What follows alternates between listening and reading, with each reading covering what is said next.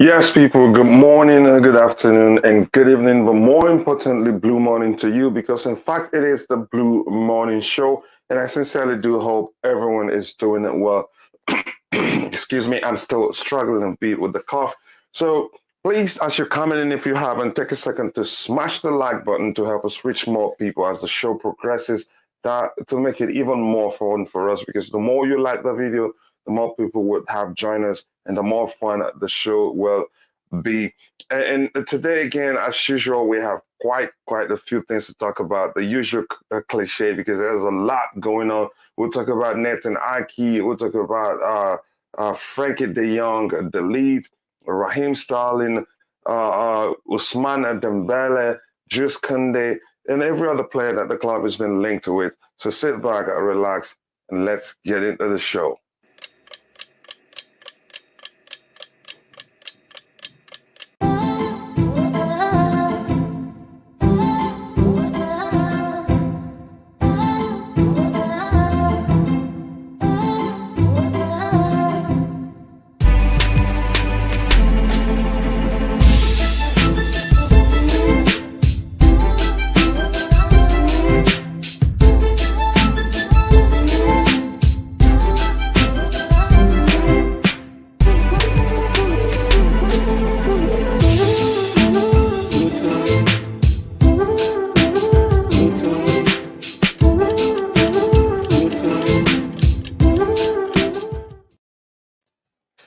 Yes, my people, welcome back to the Blue Money Show. I hope you're all doing well. I sincerely do hope so because we're family here. And again, I'm looking in the chat and I did not see anything from Leon Lane, which means he still hasn't recovered enough. I have hopes and I did pray for him. I do believe he will recover by the grace of God. So please, if you haven't, keep uh, uh, praying for Liam Lane, who told us yesterday that he contracted COVID and then he's struggling with it. Hopefully he gets well soon and joins us here. Again, I sincerely do hope so. Again, as usual, I said this is a tradition here on Chelsea Perspective. I will start by looking at what we already have in the chat to say hello to everybody there. And this is Phantom of Money Color says many topics. So to speak, says a fourth to like is Tottenham standing again. Yeah, fourth place. Yeah, so you made it to the Champions League, but you didn't win the league. Fourth is like the Tottenham level, like, and I know that. Son Min Hun is the good. What a player he is. I wish he could come to Chelsea. For to hit the like button. Okay, Phantom, we heard you. Phantom of many teams. Well done. I get that. I think that's what I should call him. And my brother goes, Majo Mona Lisa, Majo. I can't even remember what song is that again. Remind me, IBZ. I know it's a popular Niger song, but I can't remember which one exactly. But I recognize the lyrics you wrote there. Again, I hope you're doing well, IBZ, my Niger brother. And this is Samuel Darko. Thumbs up to you too, brother. I do hope you're doing it well. Blue morning, Coach. Blue morning to my brother, the Other Time podcast. How are you doing today, brother? I hope things are well at your end. If you haven't, please take a second to go check out the Other Time podcast. A great individual, and I've come to know him better. Lee says, morning, coach, and all here so far. Blue morning to you, Lee. I hope you're doing well. I hope things are well with you and your family. Blue morning, all IBC, my brother. All absolutely beautiful weather coming out of London. That's good to hear. I hope you're well, my brother. I hope things are with you. Coach, how far, my brother? I did well. I did well. I know if you complain, and I thank God so far how things are. Again, get well soon. Yeah, get well soon. Thank you very much. I appreciate you saying that, but I think I feel much better, and I appreciate that you saying that. Money coach, Trinidad and Tobago in the house says, Sergio Bar, how are you doing, my brother, our brother from Trinidad and Tobago? How I hope things are with you. We'll adjourn you soon, brother. Just finishing up. Take all the time you need. Once the moment you're done, you can join. Again, no rush, brother. I understand. It's no obligation. Good morning to all the Blue Bloods in the house. Good morning to you too, Raphael. Hamdu, how are you doing, bro? I hope you're doing well. My hat will go on. Yep, I know that song, but I don't want to sing it. You're trying to trick me into singing. No, I'm not going to do that. Says, morning, everyone. 90 million for delete is too much.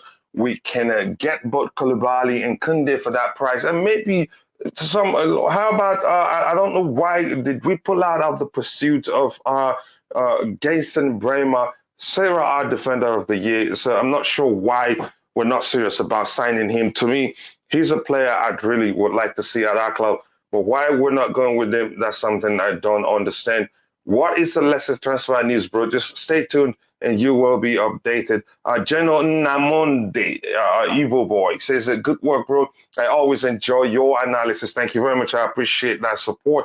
And thank you also. Thanks also to my fellow panelists who make me look good, because it's not all about me. All good here, coach. And yes, the whole family are good, and I hope the same for you. Yes, we're doing quite well. Again, thank you very much for asking. I sincerely do appreciate that. Good morning, and good morning to you, OBA Nathaniel. Now, like I said, I've promised you guys we have quite a lot to talk about. Again, a whole lot of stuff. Again, it's become a cliche, but it's more like the elephant in the room. We cannot afford to deviate from talking about them. Quite a lot going on when you talk about Chelsea Football Club, and our fan base has become so impatient. So sometimes you'll be forced. The whole show will become a therapy session, which I'm not saying it's a bad thing, because it's our job to educate the fans. Help them. Come to understand how things are. Again, to our best. That is, we educate them to our best of knowledge, how we understand things are going on. It says Bremer prefers to stay in Serie A, a replacement of Skriniar at Inter Milan. Yeah, I'm learning that again, but if we're serious about him, show the player the money, and the player will come to you. It's as simple as that. So we shouldn't just pull out because we're hearing a player wants to stay where they are or not, or something like that. Great blue lanes. That's the first time I'm seeing this one. Kathy Ross, thank you very much, Kathy. Welcome to the channel. And please, as you're coming in, let's shoot for 300 likes today. For 2 consecutive days in a row, we've been able to reach 200 likes. And again, I'm going to say this before we get into the show. Look, I'd rather you like the video than you donate your hard-earned cash to the channel. The likes, you watching the video, even if you're not commenting, you commenting and you sharing the video, those things do more for the channel than you donating. Again, if you donate, I'll take it, but I'd rather you like the videos, because the more you like the video, the more the YouTube algorithm will be triggered, and the more the stream will be pushed to more people who would be interested in this particular topic. And the more people will have here, the fun, and the more fun, the more the channel will grow. And right now we're at 3,682 subscribers. We're not far away from getting to 4,000 subscribers, and we will get there. So thank you, and thank you for your support. You guys are absolutely legends. You guys are absolute legends and beautiful people. So thank you for that. So quickly, I'm going to make my brother IBZ Ahmad. Sorry, I forgot. I don't know why I haven't done that. Again, I say good morning, my brother. Finally, great news is coming into Chelsea now. Yeah, so lovely. Yep. Slowly and gradually, the floodgate, because I call it a floodgate, is opening. And believe me, once it's open, it's completely open. The signings will start to come in just like this. Again, I know most of us are concerned, and rightly so, because we love our club. It's something, if you're not passionate about Chelsea Football Club, then you're not going to be concerned. Although most of us deal with the situation, differently. Most of us understand that something is that the club is well and truly hard at work behind the scenes. Some of us can not just see it, and as such are concerned. But that's, by the way, it happens. It's only natural when you truly care about something. Be right back, getting coffee. Okay, Lee, sorry, I can't make you one. I know you complained the other day. Again, Blue Blood, nice to see you here. I hope you're doing well. Lee, I will have one, please. Yep, make sure you bring enough for those in the chat.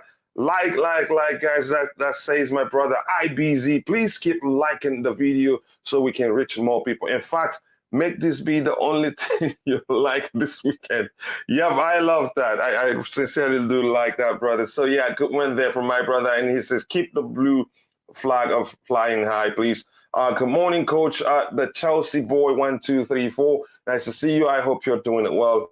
Kelly Smoke, just imagine if we get Ronaldo, Sterling, and Neymar, no team will want to play us. Again, that's no guarantee. Having all those big names in the team is no guarantee that teams will be afraid to beat us. If that's the case, PSG this past season, they would have would win everything there is to win. But look, they didn't do that well, especially in the Champions League, if you ask me. But that's by the way. Again, say who Chelsea by again. We've signed 3 players for the women's team, but for men's team, senior team, you can say nobody yet. Good morning, guys. Good morning to you. Okai says good morning. How was your night? It was good, and I hope yours was good too. Hi from Italy, watching from another platform, Pepe20. How are you doing, brother? I hope you're doing well, and thanks for joining us. Come on, you blue says Gitonga David. So we'll start by talking about Kounde. Kounde joins the wagon. Maybe it's just the media. They know how to get us to keep clicking on whatever they have out there. The rumors are now that Jules Kounde is bent. He wants to join Barcelona. Again, at least this time, the twist isn't that he doesn't want to come to Chelsea, that if he doesn't, get to join Barcelona, he remains at Sevilla. But we'll see what happens. I think it's all absolute nonsense. In the end, we'll still find out he did not say such. And in the end, if he comes to Chelsea Football Club, he'll let you know it was all nonsense. Again, let's see what happens again. But I'm not surprised. We've heard quite a lot of nonsense this transfer window, or silly season if you prefer, but we'll see what happens. And in the case of Aki, we're hearing that the deal to bring Aki from Man City to Chelsea Football Club is edging even closer. Again, Aki, do I want him? I want him, but if I have to choose between him and Kimpembe, I'd rather choose Kimpembe. But the truth is, if Aki comes, I will support him, and I rate him. Chelsea fans, for one reason or the other, don't rate him anymore. But we were furious. Let's be honest with ourselves. Chelsea fans were furious when the club sold him because he was an academy. As usual, it's very common whenever an academy player leaves the club, who's such talent as Tino Livramento, him, Nathan Ake, when he left, we were furious. Now, all of a sudden, they don't rate him because maybe he hasn't played that much at Manchester City, or maybe because we're being linked to other names. You could argue the fan base prefers than Nathan Ake. To me, I think he's a fine player. And remember, like I've always said on this show, one man's poison may well be another man's delicious food. And Thomas Tuchel has proven to us how he's able to get the best out of, players, even mediocre players, if you want to put it this way. A prime example being Antonio Rudiger, who you could argue was on his way out of the gates of Stamford Bridge, but boom, the moment Thomas Tuchel arrived, he in a few months, he became one of our, most valuable players in terms of his performance on the pitch. He was undroppable practically, and Thomas Tuchel hardly dropped him except when he's injured. Even in some cases, when he was injured, he still played for us. So again, I want to take this opportunity to say thank you for 42 likes. We have 86 people watching, so we can do better than 42 likes. So if you're watching, please take a second to like the video. It doesn't cost anything, and if anybody asks you to pay, tell them Lee had already paid for you. So thank you very much again. We're shooting for 300 likes a day, remember, so we should be up to 100 likes at this point. Homie Young says, why Chelsea never still sign players today, this morning, tomorrow? Why? Good question. I can't say I'm tired of answering this question. Why? Because it's my job as a content creator or as an influencer, if you want to see it that way, to help educate you and help you understand why I believe things are the way they are. But objectively, though, if you look back, where during the whole take Chelsea Football Club takeover conundrum, if you want to see it like that, we were under restrictions which stopped us from, signing players. Without that, we were allowed to talk to players, but we're not allowed to get them to put pen to papers, or to wrap up the signing process. So those things on its own, where the restrictions were a very big stumbling block. That even Thomas Tuchel did make a public statement about it. So it's like the concern of everybody aligned with the club at that point. Even we the fans, our concern at that time, was to see our club come through that the whole thing that we were going through then and not sink. Because the fear was that we were going to go into financial administration or something like that, or get relegated. So, but we're out of it, man. Believe me, by the time the transfer window shuts, Home Young, we will have a good window. And remember, I told you that everything is fine here. I am an Inter fan. Today, Lukaku joined the Inter training center. Okay, now tell me, welcome to the channel, by the way, and please stay tuned because we'll be launching a sister channel. I'm not going to say the name now, just to protect. It's not registered yet. So again, welcome to the channel. Stay tuned and subscribe so you can join us. You can also learn about the sister channel when it launches, because there we'll be talking about every football club there is in the world. So maybe you get to join the crew. But let us know whether you're optimistic, whether Lukaku will be able to replicate his form before he left Inter for Chelsea. I'd really want to get your opinion there. Pepe 20 out. Too much rumors about Kounde. Too much rumors indeed. Again, there are things we've been hearing.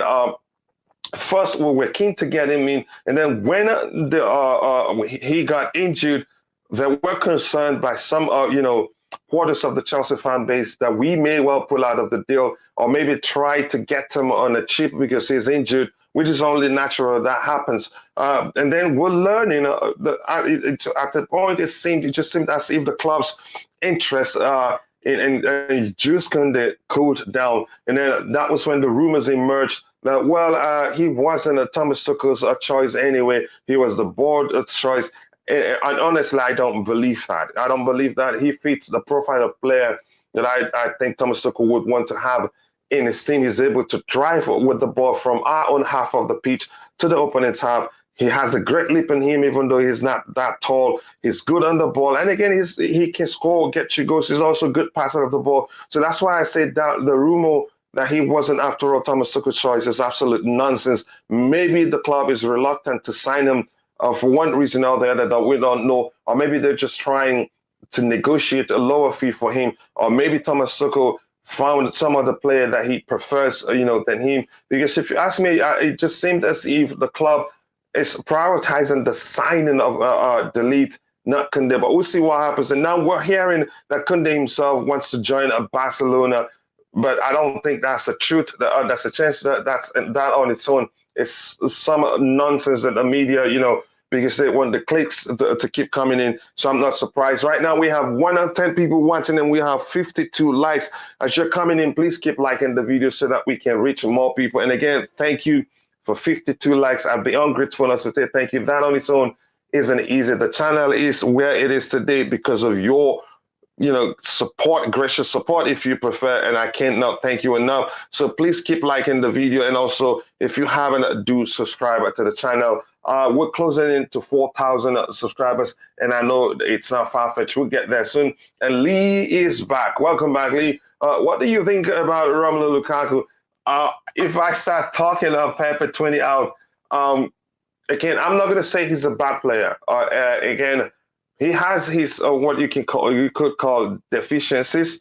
He's not a perfect player, and he's not my ideal type of striker. Is he a good player? Yes, he's a good player. And if you want to know why his second stint at Chelsea didn't really work, it is for some reason I don't want to talk. Some reasons that I honestly do not want to talk about here. Again, what has happened has happened. He just did not fit into how the manager wants to approach the game It is as simple as that. Blue Blood, there you go. Again, thank you very much.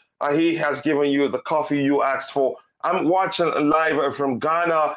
John Okai. John Okai, again, nice to see you here, brother. I hope things are well with you, and I hope things are fine in Ghana. Kelly Smoke says, her Chelsea want to swap Azpilicueta and Alonso for Dest and Depay. Don't know if it is true. I don't know if it is true either, but we will talk about it. It's in the list of stuff we have to talk about here. Kelly Smoke, it could be a rumor, but if it is true, it's a good deal. There's nothing bad in it. Those two players want to leave. And if Barcelona, if they want to let, what's his name? If they want to let Dest go, then I'll take him anytime, anything. I think he's a good player. But do I think he has all it takes to provide good competition for Reece James? I'd say no. But the good thing is that he's able to play on the left-hand side and on the right-hand side also.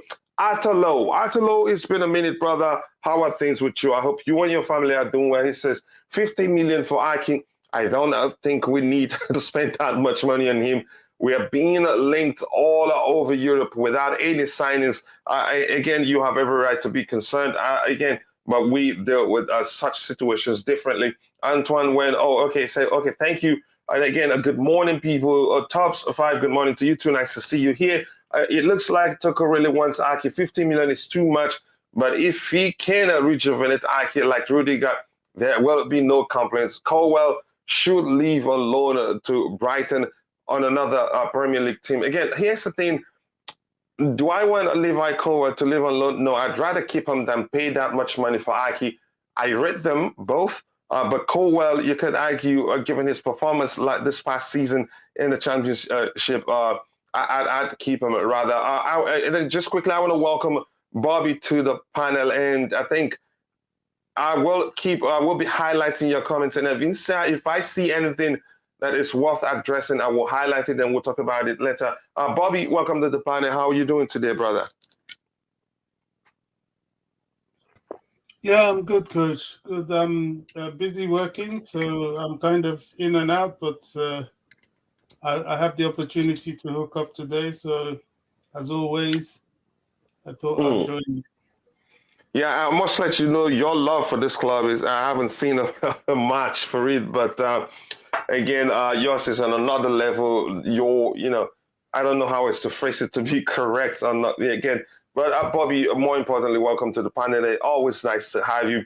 The question I want to ask you, your thoughts. I know you sent me some DMs regarding you're actually the one that alerted me that Boehly had traveled to Spain to talk with Barcelona, to talk with Laporta and his Barcelona board.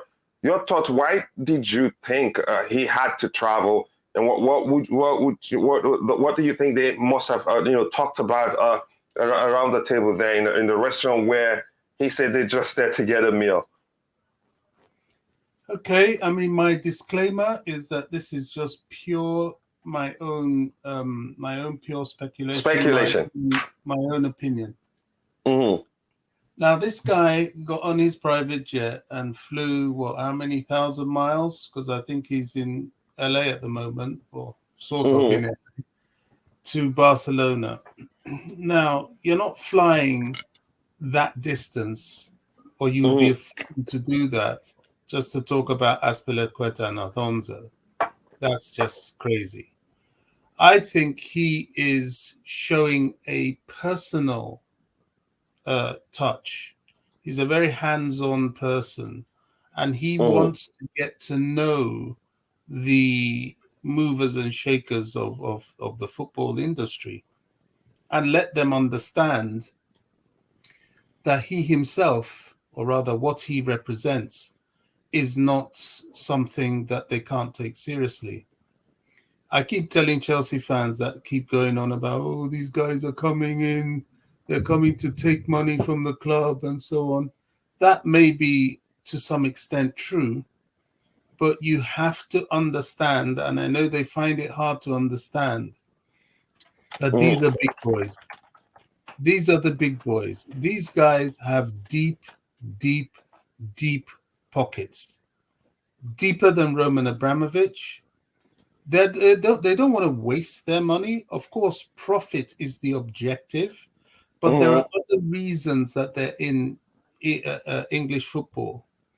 The merchandise alone, they're quite prepared. It's an investment, and they're quite prepared to wait a long time, and they've signed up for at least a decade to start to yield dividend.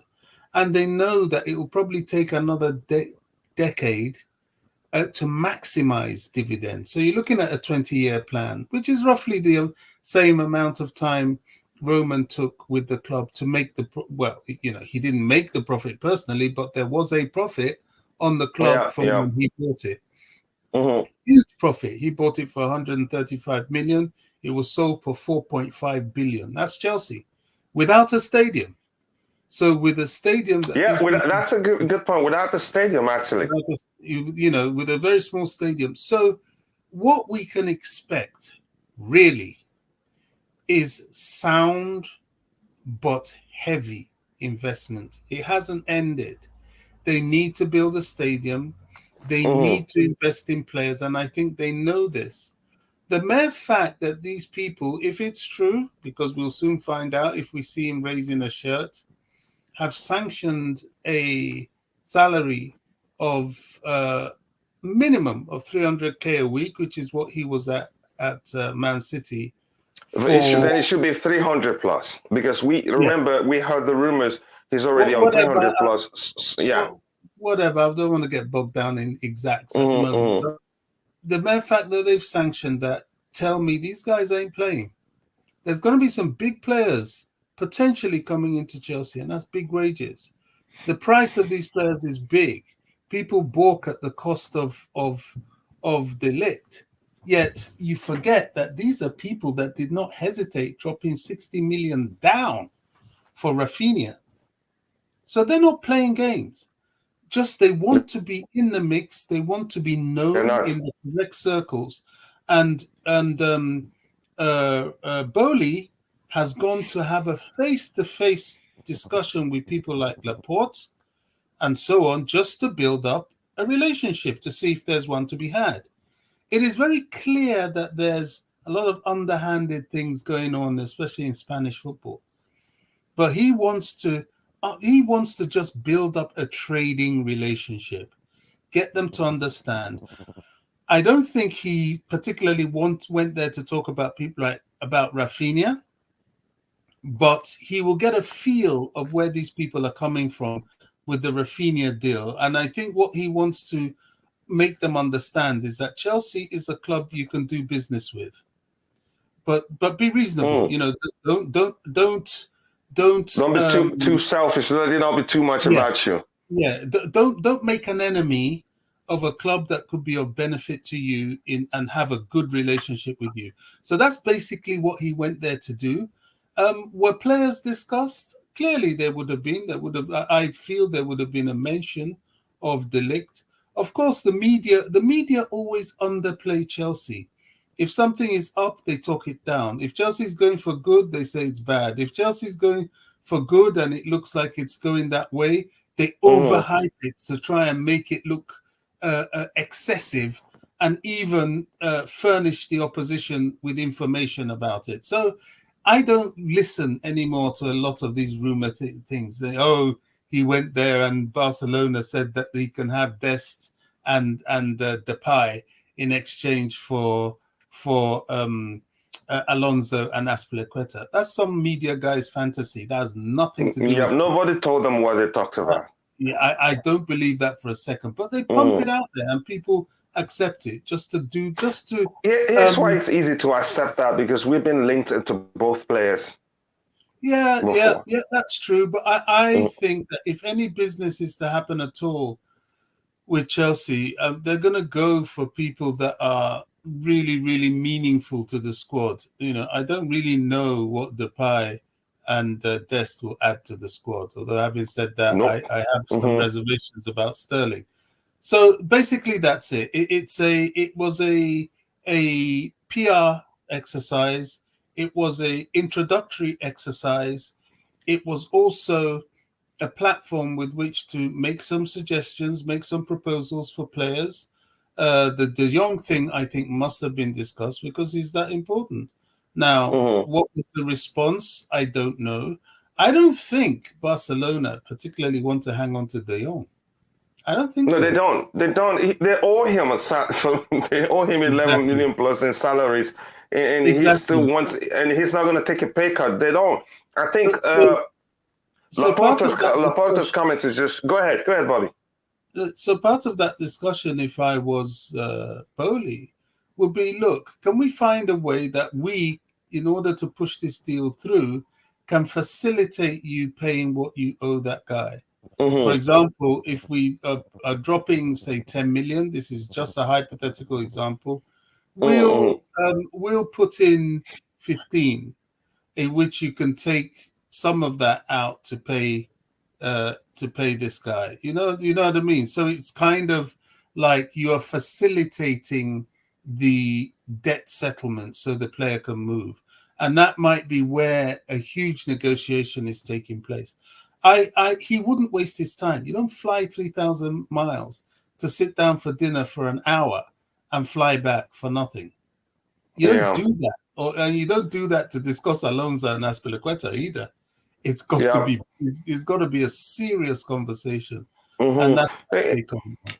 Mm-hmm. Again, Todd Boehly's traveled from wherever he was before he took up, whether he was in London, whether he was in LA. I think no matter the discussion they must have had around the table there in Spain, it is refreshing to see that he's willing to make the moves. Be personal about it, because there's a difference between talking with somebody on the phone and when you're looking at them, sitting with them around the table, look them in the eye and talk with them. Again, I think from what the only thing I saw yesterday that made me happy, when he was leaving the meeting, he was all smiles. And if things didn't go, if he didn't get anything, if he didn't get some measure of positives from the meeting, he would have been smiling that much. But that's, by the way, again, one thing else, something else I want us to talk about is regarding the rumors that Bayern are saying that they have a commitment from the league, but we'll get into that in a bit. I want to catch up with what he have in the chat already before. I don't want it to be too long, so we're not far too behind. Already we have 138 people watching and 71 likes already. That is not easy, and we're just 35 minutes into the show. We have 71 likes already. You guys are absolute legends, and I can't thank you enough. And God bless you all for all the love you've shown this channel. So as you're coming in, if you're already there, if you haven't, please take a second to like the video and also do subscribe to the channel if you haven't. Thank you. Thank you again for all the love you're showing to this channel. Salman always says, how many signings do you think Chelsea will make, and how many players do you think Chelsea will discard? Discard, okay. Here's the thing. We're losing 4 players in the defensive area. Azpilicueta, we're hearing Azpilicueta and Marcos Alonso, we're hearing, have both joined the list of players that will leave. Rudiger had already he's left us already. Andres Christensen, the same thing. That's 4. So counting 4 of them, we have to replace them. Except if there's a plan to use Levi Colwill, then again you should also count them as a replacement. That's 4 already. And we're looking at Raphinha, that's 5, and there's a chance we're looking at an attacker, that's 6. So, and again, we've also heard the Todd Boehly, he promised Thomas Tuchel at least a 6 signings, and there's a chance that we will go beyond that. But let's see what happens. Again, if you're always here, we will follow the story as it happens, and be rest assured, this will be one of the first places you'd hear any new developments. So, but that's, by the way, again. Here, Lee says that there are 4 things that need to line up to make a purchase. 1, our club. That's the truth. And I'm going to say that I have a feeling we might win the Raphinha deal. I think it's out there already. It looks like he might come to us. 2, players club. That's the truth. And then we want the player. The club want to sell the player. And 3, players agent. And players agent is willing to talk to us. That's a good point there. And 4, is the player. Does the player want to come to us? So these are all delicious comments, and it's broken down in a way that will help you understand it. Again, let me go through it. Lee says there are 4 things that need to line up to make a purchase. One, the club, that is us. We want to. I think that's what he means. We want to buy the player, and the players club. The players club want to sell to us. Three, the players agents want to deal with us, and four, the player himself want to come to us. Bobby, what do you think about this? Great points, I must say, made by Lee. I'm so sorry. Can you just repeat them in summary? Just what did he say? He says there are four things that need to align for a player to come to a club. He says first, the club would want to buy the player. Two, the club, the players club would want to sell to us, and three, the agent would want to deal with us, the buyers, and then the player himself would want to come to us. But I think the final one, the player doesn't necessarily you go ahead. I think maybe you understand the process better than I do, but you understood. I hope you understand everything that I just read. Yeah, I've kind of picked that up. Look, before I answer that, I'm going to go back to what you introduced about Barcelona, Bayern Munich, talking about De Ligt, because I don't want us to lose sight of that at all. You say that Barcelona, I would have come back to it anyway, but go ahead. Bayern are saying that they have an agreement or they have an understanding with De Ligt. Now, I've seen some tweets from something with the Bayern logo that talks a lot of stuff that they claim to be coming from Bayern. So a media outlet that's aligned with Bayern. Whatever the case. So what we need to really take a hold of here is Chelsea have not said a damn thing. Have not said anything to anybody about anything. Nothing.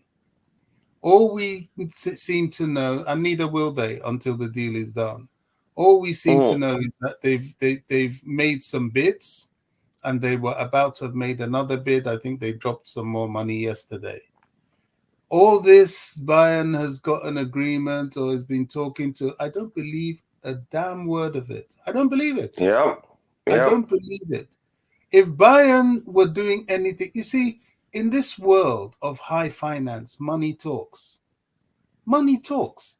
All this is just rubbish. If you want this player, drop the money, take your player and go. Full stop.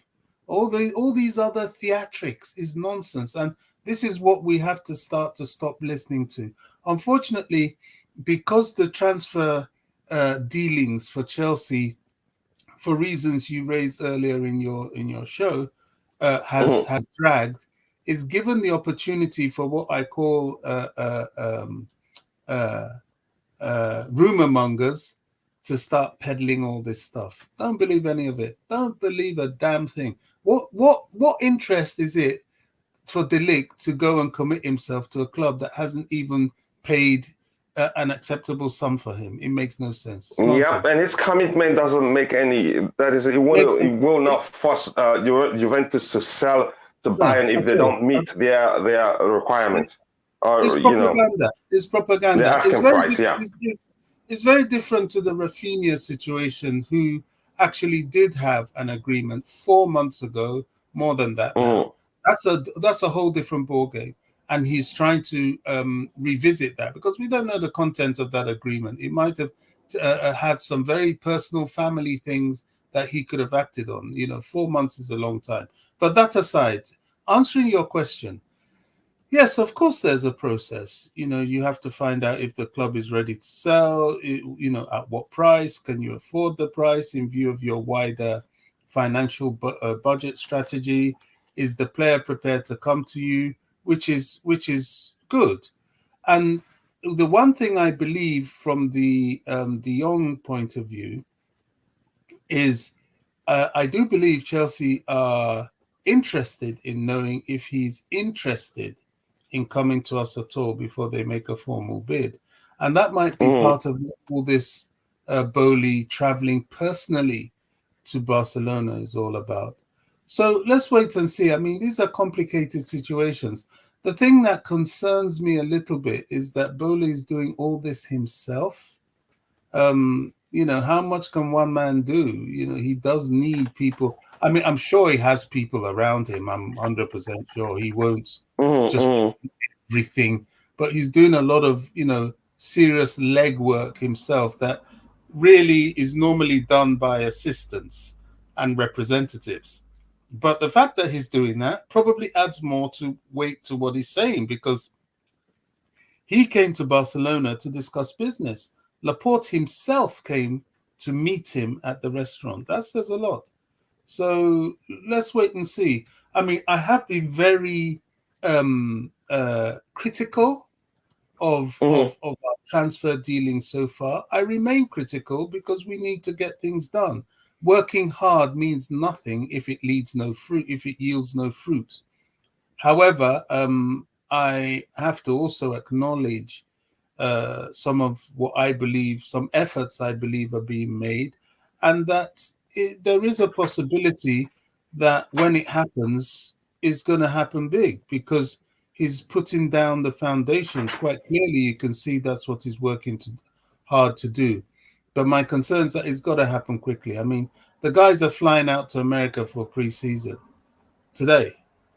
It started really in earnest, and it would be almost a waste of a preseason going there to play without signings. I mean, you know, it's because they need to work with their teammates to get to start developing chemistry with them. Let me try and catch up with the chat. And Ty, welcome to the panel. The Other Time podcast says hit the like button to help. Road to 4K. Yes, we're getting closer to 4K already at this point. We are at 3,691, and that's not far away. So if you haven't, please take a second to like the video. We have 130 people watching and 86 likes. So if you haven't, please do take a second to like the video. It doesn't cost anything. And thank you very much for that. Smith David, good afternoon, bro. Trust Boehly to return to England with a statement signing. Nobody visits the camp of Barca and not come back empty-handed. He's already back, and we'll see what happens. Again, we're not sure what they discussed. None of us were there at was at the table with them during their meeting. So again, we can only speculate. And who should we let go, Ziyech or Pulisic? That's a question I honestly do not want to answer. I don't think we should let any of them go. But before time, if you follow this channel long enough, we've always talked about how Ziyech would want to leave. But the truth remains, if the club don't get a replacement, that's a chance they would want to keep him.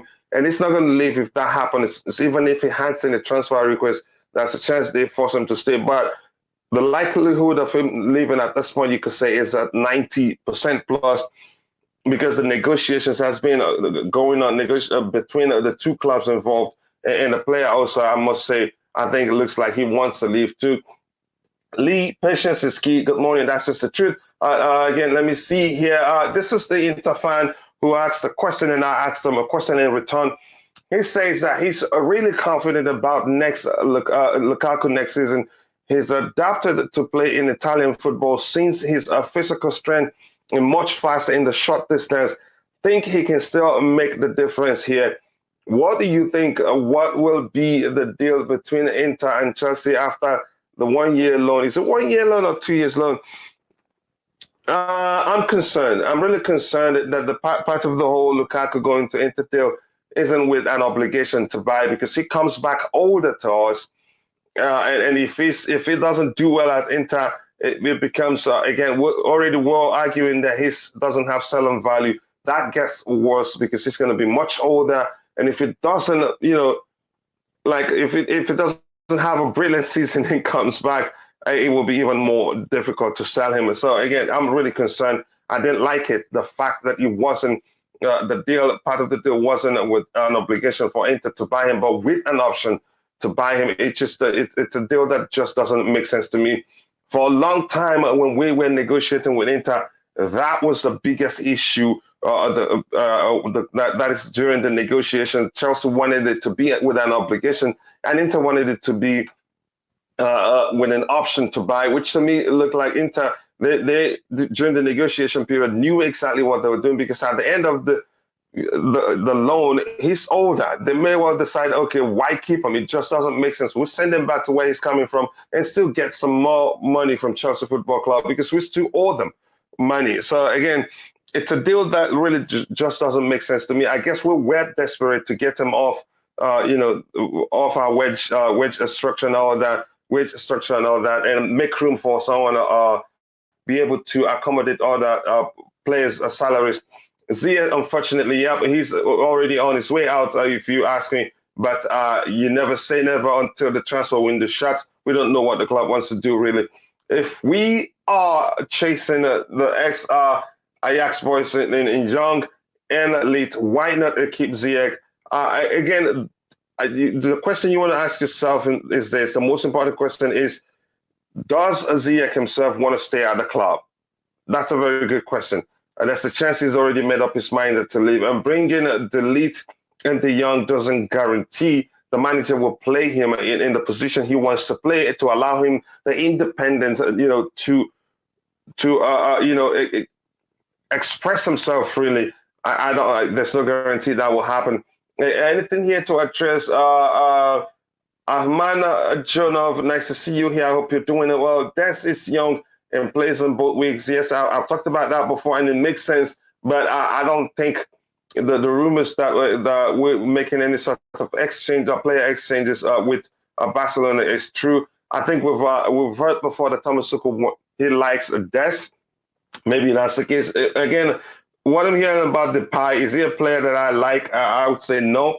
I'd argue that he was one of the most overrated players. Is he a good player? He is, but he hasn't quite lived up to the hype, what we heard about him when Manchester United signed him. But that's why Des will be good cover for both sides. He would be, a competition for either Reece or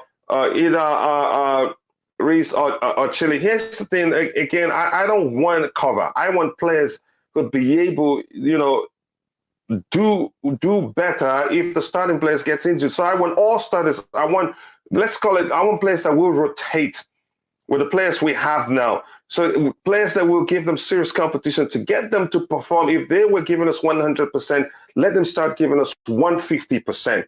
We don't want a situation where if Reece James gets injured, then we know immediately the player we have to come on is what we call Chelsea fans call a backup. So already we know that the performance in that area on the pitch will drop, like we witnessed last season. So, but if we have competition, two players who starters in every position, when one gets injured, the other one comes in and will do a good enough job or even better job. It's as simple as that. So we should stop calling for the club to go for backups.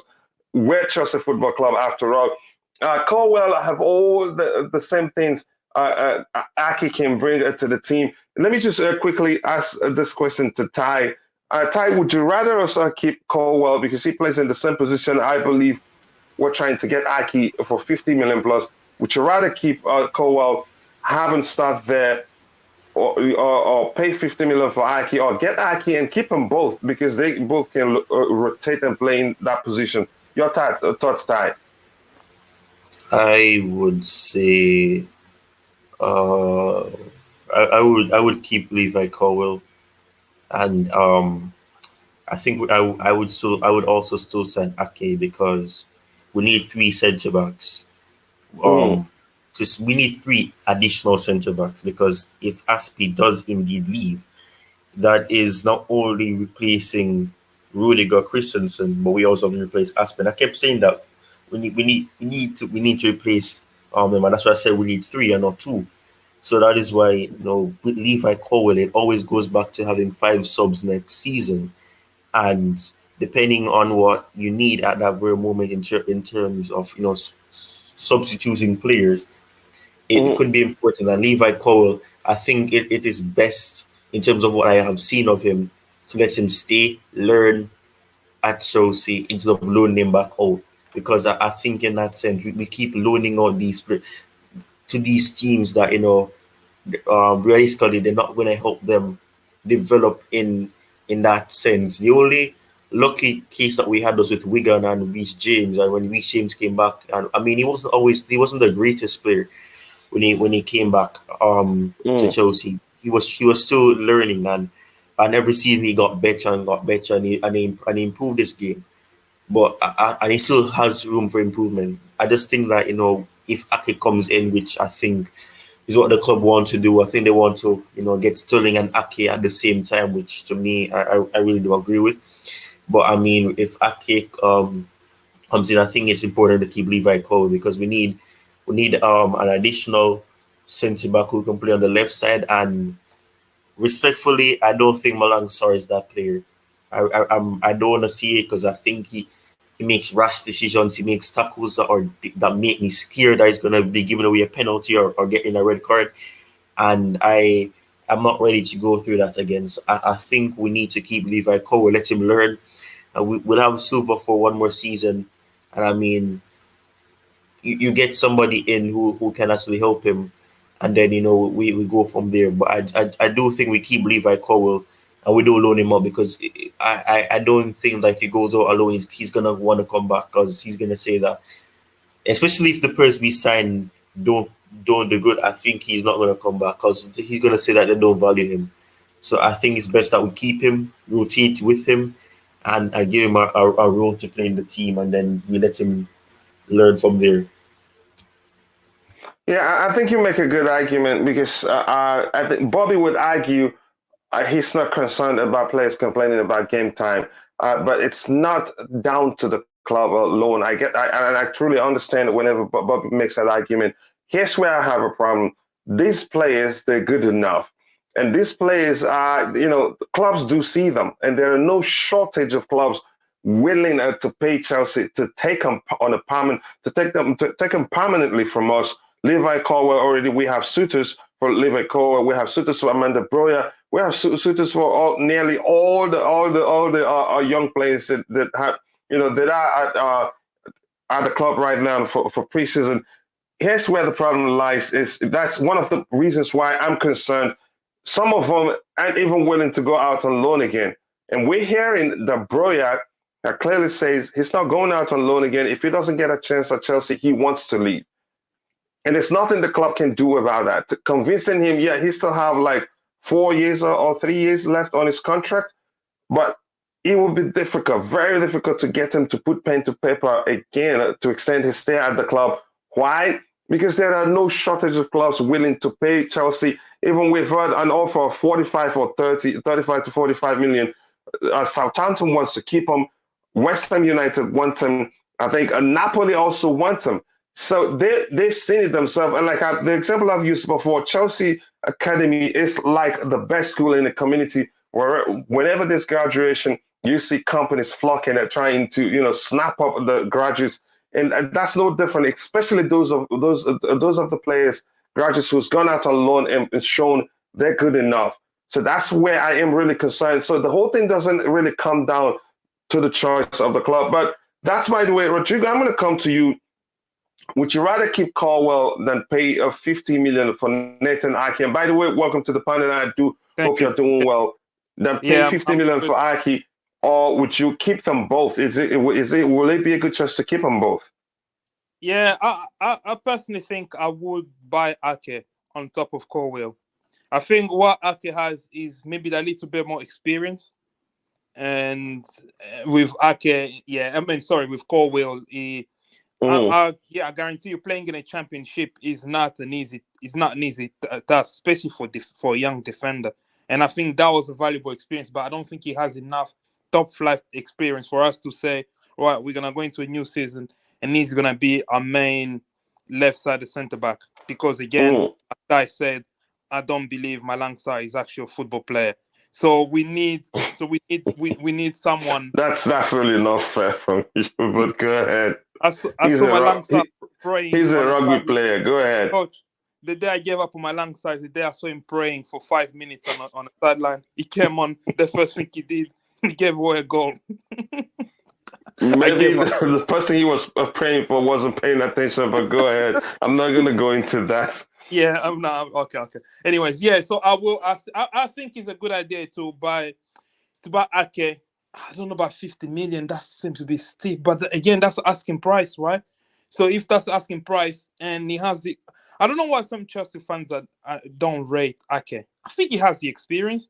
He has the versatility. We're not necessarily going to play him as a left back, but if the time comes where we need someone to cover for Chilwell or Emerson if he stays, then we have someone that we can say, oh, yeah, we can rely on him to play there. So I think it offers us that versatility, and I think Cole will, because when you look at Ake, he's what 20, 27, 28, going into hopefully in his prime. So Cole is still young. He's only 19, so he can still there. And if he actually outperform Ake, and he can be the because Ake is not so the reason I want Ake is because if you get someone who is a superstar, like a superstar centre back, that kind of block Cole. But I feel like if I'm Cole, realistically, I'm thinking I can compete with Ake, and I have a realistic chance to overtake. He can actually. Yeah, he can.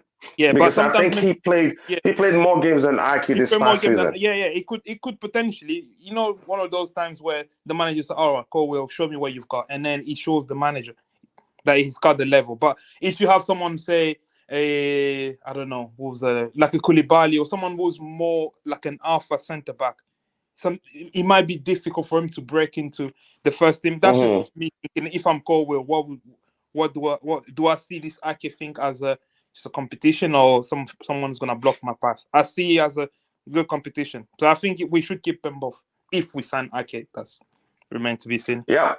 If you're in the chat, let us know if you're for us keeping both players, or if you're for us just paying 50 million for Ake and then sending Levi Colwell out on loan again.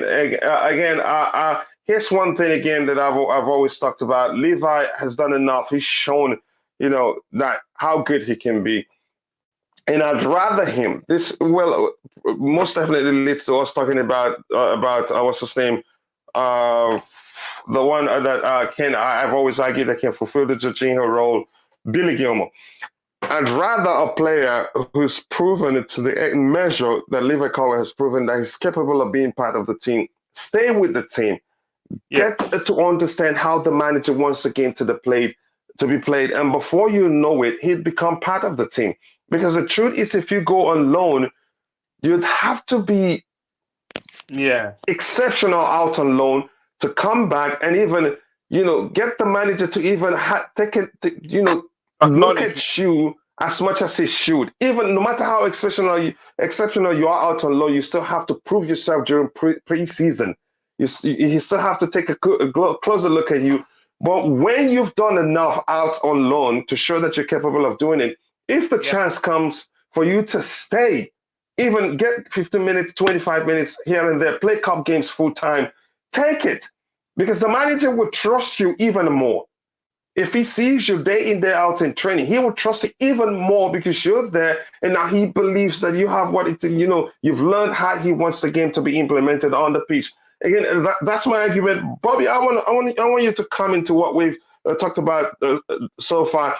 And just quickly, in the case of Billy Gilmour, had he stayed, I think by now he'd be a starter.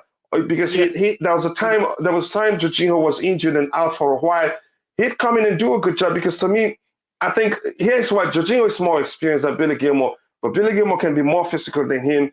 He can progress the ball quicker, more than Jorginho does, and he's a mashup of a defensive midfielder and a regista, whereas Jorginho is strictly a regista. Coach, and that's what he does.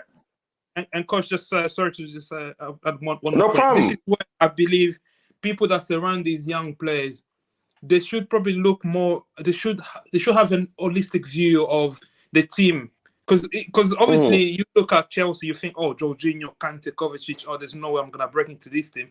But if you think about it, all these three players are injury prone, so you will get your time. I think maybe people advising Gilmour, maybe they thought, you're not gonna play enough games, just go on loan. But in hindsight, Gilmour would have played a lot more games. So sometimes I think I blame the entourage of these young players.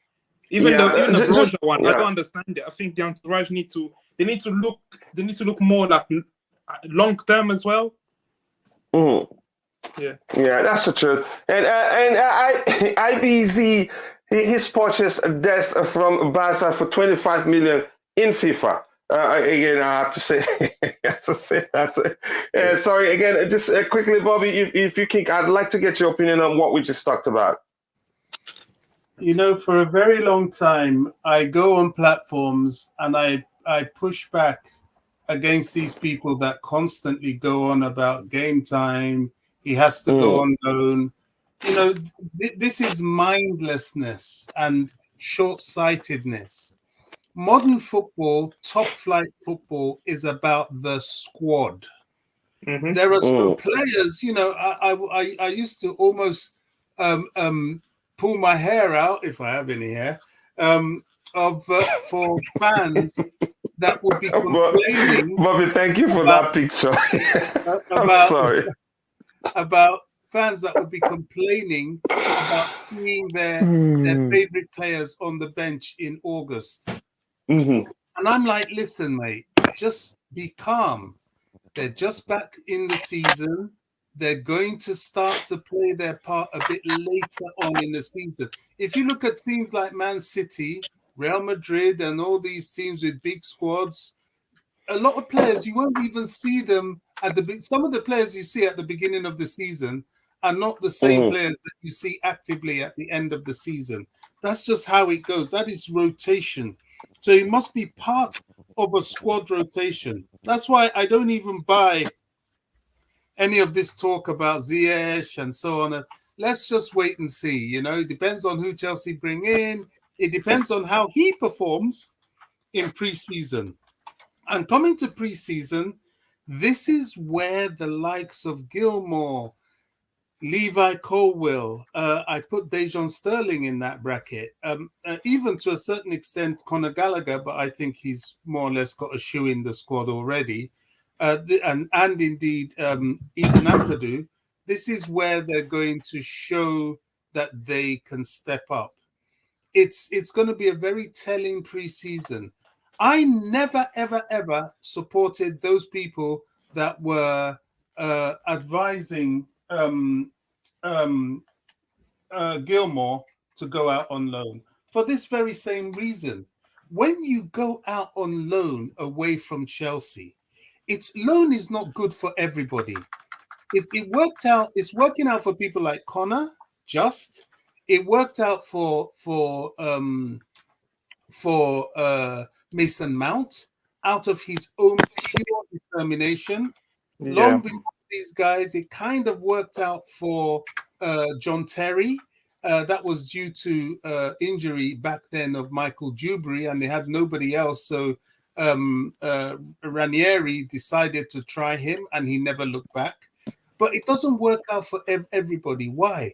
Because Chelsea is a squad full of very talented players. The manager has enough to keep his eye on within the squad, and that he cannot keep his eye on every single youngster. Now, once you've caught his eye and you've come into the squad, you should try and stay there. Billy Gilmore was getting game time. He was 19 years old. You don't play Winning man of the match in most of them. Exactly. And these guys, even when they go on loan, they're on the bench. You know, people keep going on about Levi Colwill, yada, yada, yada, yada, yada. A lot of the time, these guys are on the bench. So what is the point of that? Why sit on the bench when you could be playing beside some of the best players in the world? N'Golo Kante, Jorginho, Kovacic, and using your style and what you gain from them to improve your game.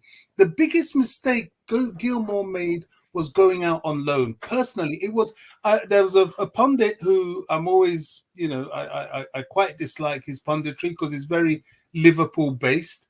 Graham Souness, he said the same thing, but his interest in Gilmore is because Graham is a Scot, Gilmore is a Scot, and he wants to see him do well.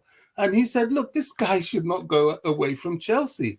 This is where he can develop, just like the likes of Phil Foden under Guardiola. Phil Foden came in bits here, bits there, and they built him up.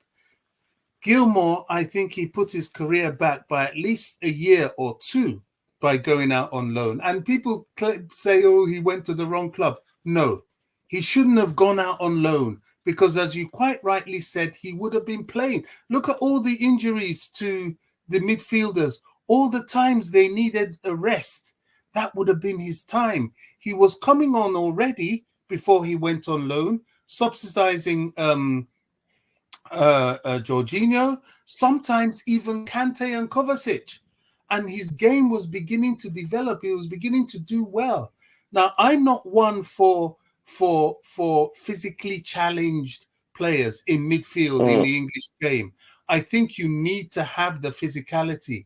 However, there are always exceptions. You know, if you have exceptional other qualities, you can survive it. I mean, someone like Kante is a terrier. He's everywhere, you know, and before him, the likes of Fabregas, because of his exceptional ball skills and the ability to find a pass.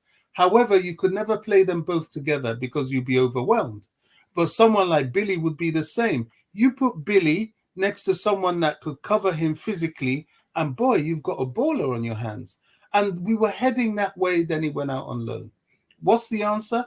Well, he's back with us. He's back with preseason. Try and catch the eye of the coach again. And this time, if he tells you, mate, come in the squad, sit on the bench, do it. You're 20 years old. What's wrong with you? Do it. Because he is going to play you. He's shown you he's played you before. Both him and Lampard played you. And the more you are present, the more you're able to play and fit into the Chelsea squad. So you're quite right. Loaning is not for everybody, for sure. Yeah, again, it's not, and he had the opportunity, he's gained ground already under the manager, and I was surprised he agreed to leave on loan, even though the manager made it even easier because he suggested him to his friend, and he went there, and then it didn't turn out like everybody thought it would be. That's quite unfortunate. Now, let's see what happens. Maybe, yeah. Yeah, I was about to say, just had to one thing what Bobby mentioned. I think Mason Mount is a miracle. He went to Vitesse. That's a graveyard. And he came out from there and made it to the first team. I just wanted to add that, because that is one of the biggest achievements from a youngster at Chelsea in ages. From Vitesse to come back and make it at Chelsea. That's brilliant. Anyways, Let me quickly catch up with the chat again. Thank you for 105 likes already. Again, I can't thank you guys enough. Keep liking the video, people. If you haven't liked the video, and also do subscribe to the channel. If you haven't, right now we're approaching 3,700 subscribers. We're at 3,694 subscribers. So we're not far away from reaching 4K subscribers. I know we'll get there soon. So thank you in advance. Smith David says sign Raphinha and insert a $120 million clause into the deal for when Barca comes calling 18 months later. We need to start working smarter, not harder. Excuse me. We'll see what happens. Again, it depends on how much you pay for him. Caldwell can play in CLB and LB. Only thing he needs a Premier League game time, and he will cope with the press and everything. Again, with the press he brings, I think pair him with somebody like Thiago Silva and all this. Again, I think he'll be all right. I can assure you that. Again, that's how I see it. The best says when we will learn how to do business at Chelsea FC. I don't know. That's a question I don't even know why you're asking that question, and I don't know how to respond to it. My apologies. I see how you're doing today. Since there are levels to progression, Reece James and Mason Mount is a special case. BC James is a generational talent. Levi Caldwell has never played a Premier League football before. James, didn't he come straight from what's that club in Championship to the Premier League? Has he? Wigan, yeah, straight from Championship. It was actually Reading, and he did play for Wigan. And people should stop saying that, because he's an example. And none of them played in the Premier League. Yeah, you don't need Premier League experience. Exactly, you don't need good enough. Yeah, the Championship itself, you could argue, is the acid test for players. Actually, if you can do well there, you do well in the Premier League. You were seeing clubs that get promoted from the Championship. Certain players. Sorry? Don't forget that certain players that are actually good at top teams right now came from the Championship. Don't forget, Robertson, who's at Liverpool, came from Hull City. So, I mean... And straight to the Premier League, and yet he's doing quite well. So we must not wait until that player gets a Premier League. Yeah, Dele Alli came from Milton Keynes, came to Tottenham and lit up the whole league. It was a breath of fresh air. Obviously, where he is now is just, you could call it down to confidence or, coach, what have you. But he came from League 2 or League 1 and he smashed it. So, yeah, players with, if you're good enough, you're good enough. If you're good enough to play, let's say he's a professional footballer. Once you're a professional footballer, you've got the key. The dream is yours, innit? It's how bad you want it, how hard do you want it, and how good are you? There's bare players in the Championship, League 1, that are good enough to play for a lot of Premier League sides. So it's just the opportunities. And if you give them the right opportunity, who knows? Yeah. Yeah. Again, thank you very much for that. Again, and let me quickly see how much I can, read here. Des will add depth on both wing backs. I think IBC is already on the panel. I think he'll talk about that later. My brother, how I wish I can do that. Okay, I guess Ndo, I'm not sure what he's talking about there. Blue morning, my people in life, no limits. Nice to see you. It's been a minute. I hope you're doing well, and I sincerely do hope things are with you and your family. Do not sign Aki, his average. Again, that's your argument. John Langford, again, thank you for your input. I think for someone who's new to the sports world, Todd Boehly deserves a lot of respect. He's a super proactive, in my opinion. Whether we sign them all or not, he's doing well. Again, I haven't judged him right now until the transfer window shuts. Then I would judge him. But do I think he's made a mistake already? I think he's made a mistake by letting go the two people who, you could argue both could have or would have helped him, will help make things easier for him. But that's, by the way, I'm not sure whether he's finding it difficult. There's no way to tell. So I would still say I will not judge him. Sorry? He let them? Who are you talking? Talking about Petr Cech and Marina. And then he took over the negotiation. His own free will. There's something happened. He could have asked them to please stay until as agreed before. The agreement before. Unless Todd Boehly was lying when he said that he wanted him to stay until the end of the summer, then I don't know. I don't know if it's a case where something really happened that let him stay.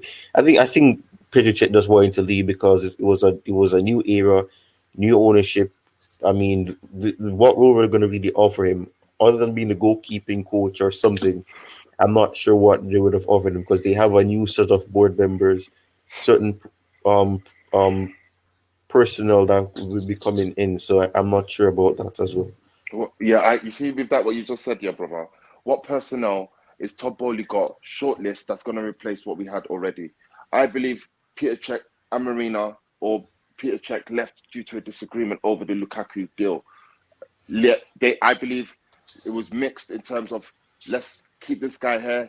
He wants to stay, like we can make him stay. Whilst Todd was like, no, it don't look like Tuchel wants him. It don't look like this. I think there was a split decision in terms of clashing of what they wanted to do with Lukaku, in which I believe Todd was assertive. If you don't like what I'm saying, Peter, you can go, there's the door. And Peter's like, you know what? Yeah, I'm out, And IBZ, one more thing as well. If you're going to get a director of football, the director of football might even change the entire structure of the footballing side. So how the relationship between the director of football and the coach, the director of football and the different teams in the team. So I didn't see where Cech would have fitted. It's like the egg and a chicken situation where which one comes first, egg or chicken? So if you're a director of football, you might want to have, because you can't come in and then you already have people in place in jobs that you have things in mind. Because your director of football will have his own idea. Yeah, but if you have no experience. I understand what you're saying, but if you have no experience in the field, I'm not talking about Boehly. I'm talking about the potential future one, because he would have his idea of how a club should be structured. Maybe having someone like a Petr Cech there, that role doesn't make sense. For example. Okay, fair play. So he was redundant. But for now, we could have kept him. I agree. Exactly. Do you know what I mean? Like, at least until the transition to the most important transition of this era is the transfer window right now, and in that transition you need the people there who knows how to steady the ship, whether or not you want them there in the next 12 months or not. These guys are here. They know what they're doing. You with your say so, they will jump. You tell them jump, they say how high. You at the end of the day, you're the boss, you're the gaffer, you're the big man. Yeah, you and your Clear Lake consortium are the big men in charge. So all you got to do is point direction. All you got to do is say, oh yeah, I do want Ronaldo, I do want Sterling, I do want all these guys. I want you. You can go there with the most ignorant mindset, Todd, and say, you know what? I'm the new American owner. I want all these superstars. Peter Cech and Marina, make it happen, and they will make it happen. But you didn't do that. So obviously now in a situation where you are doing the deals by yourself. You're all the way in Spain with big folders, as if to say that you're the next prime minister coming into office, and you got press clamoring around you, asking you what you're doing. You're saying, "I'm just having dinner." That shouldn't be what you're doing. You should be at the back. People should be running around holding the. You know what I mean? Like, but it is what it is. I still have faith in him because I believe in the long term. You know, the long term is going to be very, very good. We're going to be in for it.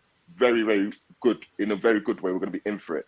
But I just believe that he kind of took the L. He has to take the L in this situation. I'm sorry. If you sack those that are in place and you haven't replaced it, and you're now going to take the sole responsibility without having any experience in that field, I'm sorry, that's an L. If it's not like it was burning. It weren't burning. We just needed a smooth transition. But it is what it is. Todd Boehly will get it done. I believe he will get it done because obviously he's a hard worker. He does look like proactive. I echo what I forgot the guy in the chat said. I think it was Limits. I echo what he said. Yeah, he is proactive, and whilst he hasn't got the experience, he's still showing that, you know what, I'm going to get this done. But at the end of the day, you spent all that big money. I'm going to expect you to get it done. But we'll see what happens. I hope that we have someone in place. So in January and in the next transfer windows in the future, I won't want to see Todd Boehly running around different executive meetings. I wanted to have the best in class for him to do that. All Todd Boehly needs to do is probably give the final say, so open up the check and be happy. Don't do this running around. It's not good for your health. Come on, you A to B to C to D to D. Can I just come in here about? Yeah, go ahead, Bobby. Because I think sometimes we lose sight of certain things. We knew that having a consortium would mean that anything we spend money on will have a benefit. They're prepared to spend big money, but the big money has to have a benefit. And to be honest, we love Petr Cech. Nobody can love him more than I do for Chelsea. But, what was his job there? What was he bringing to the table? Not a lot. It was a good PR stunt, but he had to take instructions. And when he challenged the instructions, there was only one way it would go, and he decided to go. I don't think that is something we should get too stuck up on. Another thing people are getting so worried about is, yes, Todd Boehly is very hands-on and visible. Yes, Roman was very hands-on, but not visible. The difference between Todd, because Roman used to go and meet with people as well, but you just wouldn't see him. He wouldn't let it be seen. And he'll invite people to his yacht and all sorts. The difference between Todd Boehly and Roman that we're losing sight of is that Todd is part of a group. So he's not really the only person running around doing this, that, and the other. Clear Lake Capital have people, directors directly involved with this. And are probably, making sure of the finances and having an input that way. There's Weiser, that guy, the Swiss guy, and then there's the guy in England. There is a group of people. The website published a new board, so there is a board in place. It's just that the person we're seeing in the forefront in all these things is Todd, and indeed he is coordinating. So basically, he's just trying to set everything up according to the way they want it before filling positions like your sporting director and so on, because we've got to act quickly this summer. So I'm not that worried about that. I'm not even that worried about them getting rid of Marina. There must be things there that we haven't seen. Even with Petr Cech, there's things we don't know everything. Yeah, exactly. They initially I don't think they wanted to do it, but as time went on, they probably found it was the only way to go. And, you know, they got rid of Buck, they got rid of Marina, and Petr Cech, who I think they probably weren't that keen to get rid of him because knowing he's a Chelsea legend, but they probably gave him conditions, and he forgot, and he didn't want to take them up. So fair enough, he's gone. You know, he's still loved at Chelsea. I don't think anybody will ever close the door on him at Chelsea, and we move on. So I think we're a bit too hung up on these past people because they're who we know. What we should be focused on is the results produced by these current people. And honestly, only time will tell. Nobody can tell whether they're doing the right thing or the wrong thing yet. Yeah, I thank you very get much. that. Fair play. Yeah, can I Sorry, quickly catch Coach. up with the? No Okay, problem. go ahead. No, go ahead. I can't. Just don't want it to be too long again. Apologies to those in the chat. Okay. Thank you, bro, for understanding. I've skipped. Go ahead. Just to Go ahead, IBZ. Just to echo what the brother just said. Now, I understand. Maybe it's my affinity and just the love I have for what was in place, and someone coming in and clearing house without the experience. Maybe that is just rubbing me up a different way and seeing other people doing it in a certain way. But again, we got to just trust it, I guess, and time will tell. Time will tell. Yeah, time will tell indeed. Again, let me catch up with the chat. And first, I want to say thank you for 120 likes. You guys are absolute legends, and we still have 122 people watching. So keep liking the video, people. If you haven't, take a second to like the video and do subscribe to the channel if you haven't. Thank you very much. I cannot thank you enough. Here, Chublu says, I think this fight is for you, Rodrigo. He says, yeah, you're reading it. The name I find it very difficult to pronounce. Vitus, the graveyard that had a Mason, Matic, Traore, Broja, Van Oyhoud, Carlos, etc. go through I don't think he got my many point. going on to good careers and full internationals. I wanted to hold you when you said that. I wanted to say, what is Rodrigo saying here? Yeah, but I said, okay, maybe you didn't mean it in that way, but go ahead, explain yourself. Yeah, it's not my fight. When we send players on loan there, they usually don't come back to Chelsea and have career at Chelsea. On that list that he put there, only Matic and Mason Mount actually made it here. Traore, Broja, Van Aanholt, they never really made it, or well, at least Broja hasn't made it. But they're doing well. Yeah, the graveyard point is at Chelsea. They're not coming back at Chelsea. It's like a place where we got back players and then we forget about them. They go do well in their career, fair enough, but they're not coming back at Chelsea. So for a player to go there and to work hard and come back at Chelsea, that's the reason I said Mason Mount is almost a miracle that he went to Vitesse and then he made it as a regular Chelsea. And you can also probably say the same thing about Matic. But the other ones, yeah, that actually proved my point. Look at Traore, Van Aanholt. They never really made a chance. Even Thomas Carlos, he had one brilliant game against Liverpool when just slipped, but he's never made it here. But they obviously. But they're all still doing well, all of them. Yeah, they're doing well, but not at Chelsea. That was my point. Okay, you win again. Like I told you, not my fight. You slug it out with Blue. So again, so let me catch up with the chat. Lee, thumbs up again. I want to say it sincerely. I sincerely do apologize for skipping quite a lot of comments in the chat. Again, that's the only way we can keep moving on. Again, I don't have a studio engineer. I do everything myself, so it will be difficult to keep reading all of them one by one. I stuck there, and then we come to the end of the show without even being done. So I apologize. I will try to get your subsequent inputs in the chat. Here, Emmanuel Mbangenzi says, how far has the deal of Raphinha to Chelsea? Again, or the latest on that is that I think Barcelona has matched that offer. I think that update is from Ty. So quickly, I'll bring Ty to elaborate on that because maybe he's well acquainted with the situation than I do. That they've matched Chelsea's offer. But I think the difference is that Chelsea is offering more at hand immediately. Why theirs will come in beat. I'm not sure if I'm correct, but Ty will come and talk about that again. Thank you, Tribute. Thank you here for that fight with Rodrigo. I enjoyed that. So sorry, Rodrigo.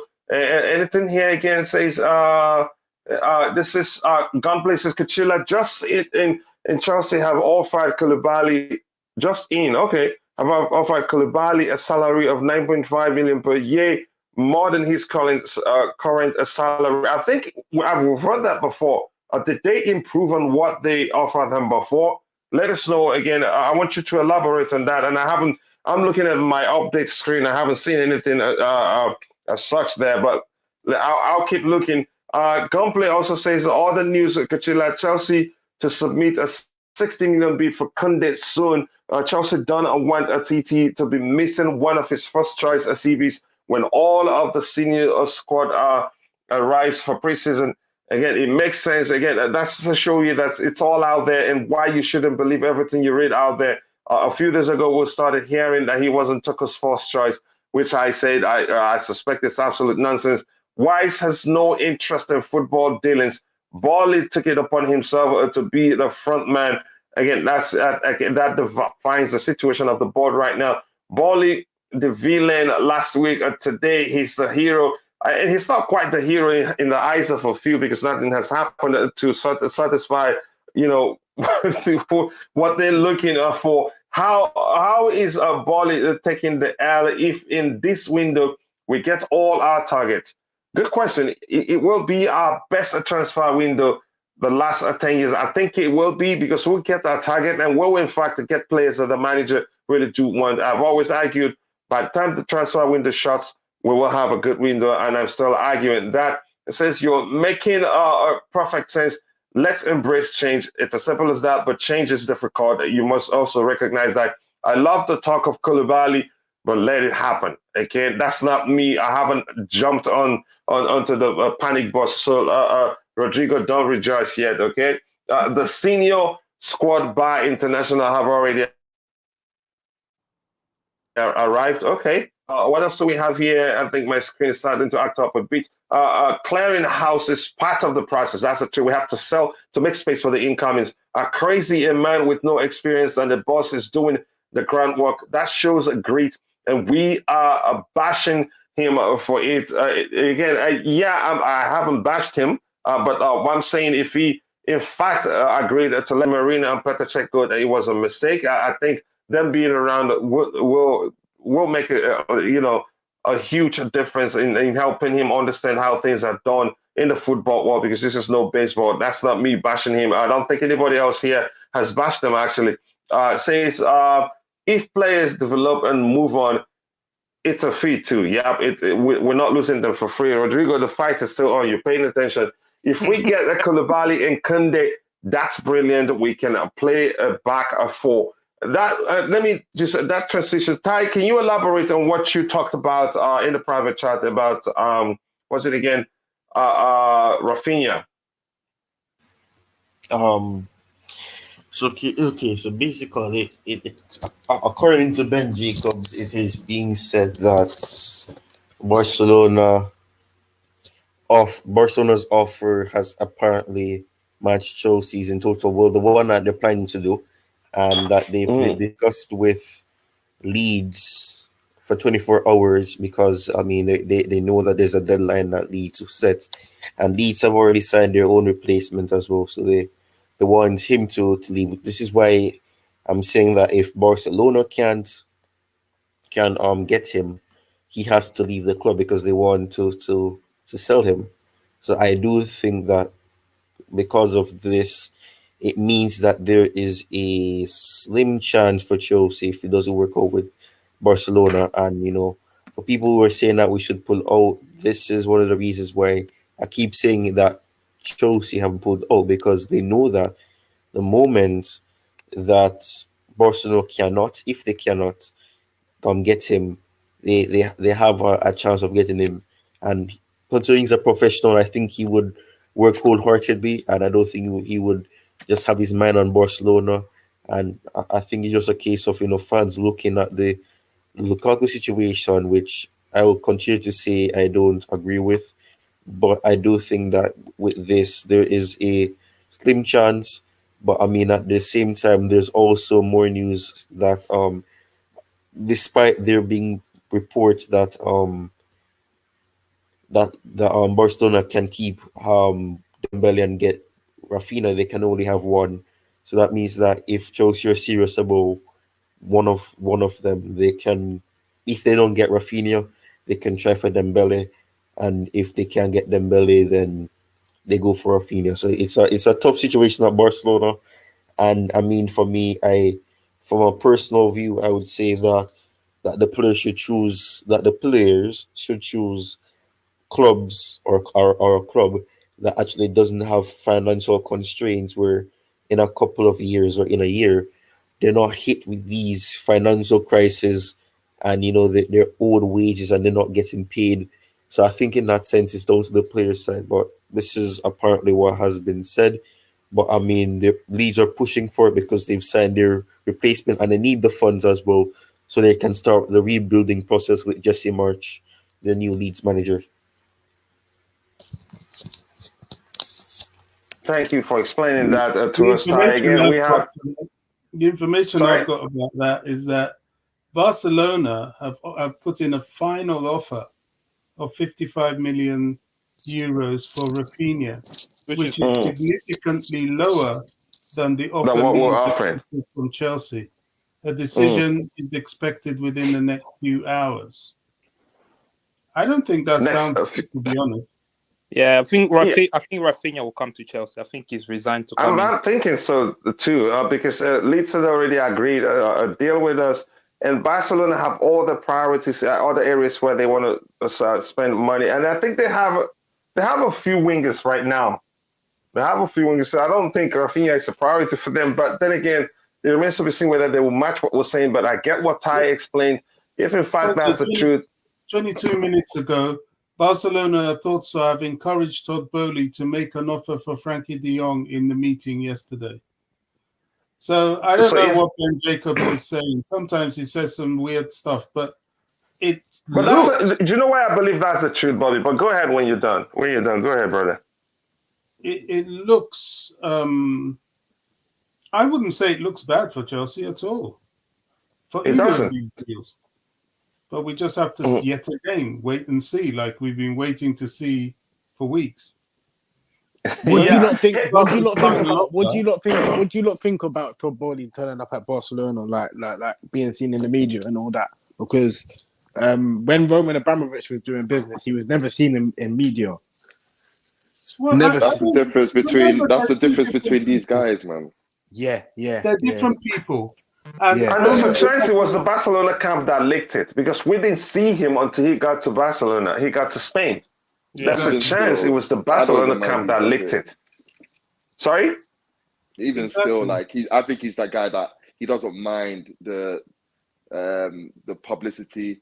I think he's used to sports publicity with, him being the owner of another franchise in America, and owners are more, open. They come out, they give interviews, Exactly. and he fits that mold. So I believe it's his type of business model to be an open arm, so supporters can see dialogue, which is what Roman didn't have. But what with Roman not doing that, Roman just supplied the money, man. He just like growing up in a Nigerian household, your popsy is rich as hell, and your popsy don't give a dash about you. Dad, can you live? Popsy just cares about school fees and money for food. That's what Popsy will do you for. And that's that's Roman. Roman don't need to give interview. Roman don't need to. You just see Roman when he wants. But best believe, transfer window, if we want him, we're getting him.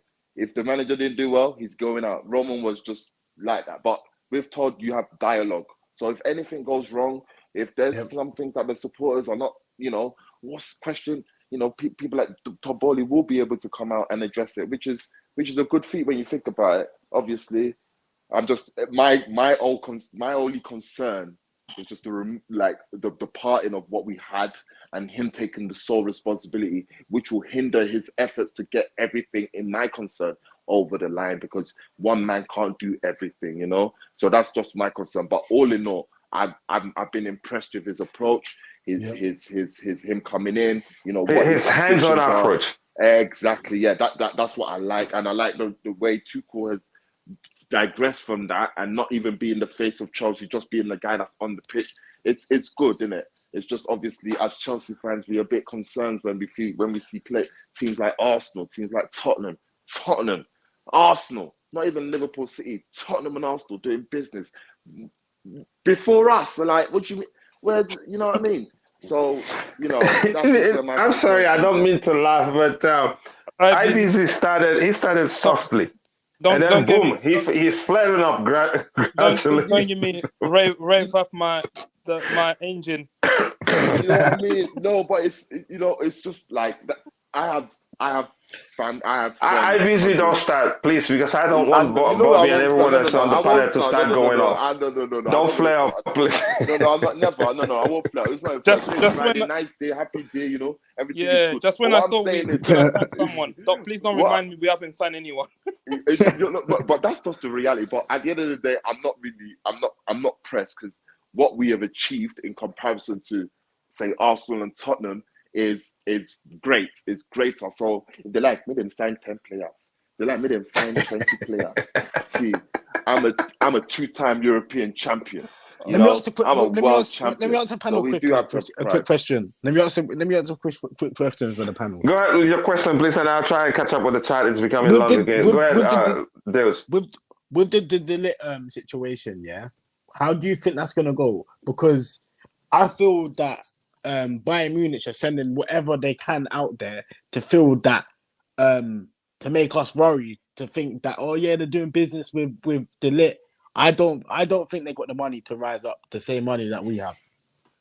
I don't think they do either, and but I can't say I really believe the rumors that they say they don't want to go into. Yeah, go ahead. They have the money, but they're not willing. It's not. But they can't measure us. I think our pocket is deeper than theirs, most especially now that our owners can spend a certain amount of money without worrying about FFP, because it counts as investment into the new business that they bought. But go ahead, Rodrigo. No. I just wanted to say that Bayern Munich, if financially they can afford to spend £80 million on a player, but it doesn't fit with the business model. So that's why I'm now worried about. They don't do that usually. They don't do that exactly. Yeah, Bayern Munich have money. They're very rich club, but they're not gonna do it. They're not gonna spend $80 million on the league. So this is where the only way we beat them is by outbidding them in. Yeah, let me quickly catch up with the chat here. Yeah. Lee says their departure was due to wanting to keep Lukaku for another season, and Tuchel didn't want him. They and Todd agreed, to part ways. Again, he's talking about Marina and Patacek. Again, True Blue here says, I'm not fighting anybody. No, I just use the word fight. I understand. You just, putting your inputs there to let them know, no, that's your counter argument. I think that's the correct way to phrase it. When I use the word fight, I know Rodrigo understands I didn't really mean it that way, and I know you do too. So again, just quickly, I want to say thank you. We just reached 3,700 subscribers. That's nearly 40 subscribers already during this show, and I know we can do better than that. So keep liking the video, people. The more you like the video, the more people will be able to reach. And again, you don't have to donate. I'd rather you like the videos than donate your heart-out money to the channel. You being part of the conversation, watching even without commenting, sharing the videos, being in the chat, those things do more for the channel. And I can't thank you enough for that. Well, we're here where we are today because of you, and we're family here. So thank you again. Yes. Do you think Raphinha was mentioned yesterday in the meeting? Let me just quickly catch up to the chat. I'll come back to you. I know you haven't also spoken, if you don't mind. Deus, should I go ahead? Yep. Okay, thank you very much.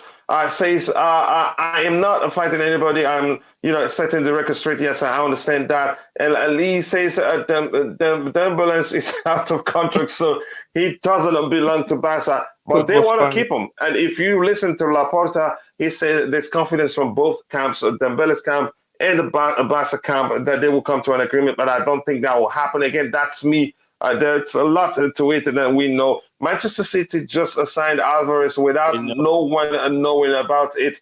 That is how transfer should be done.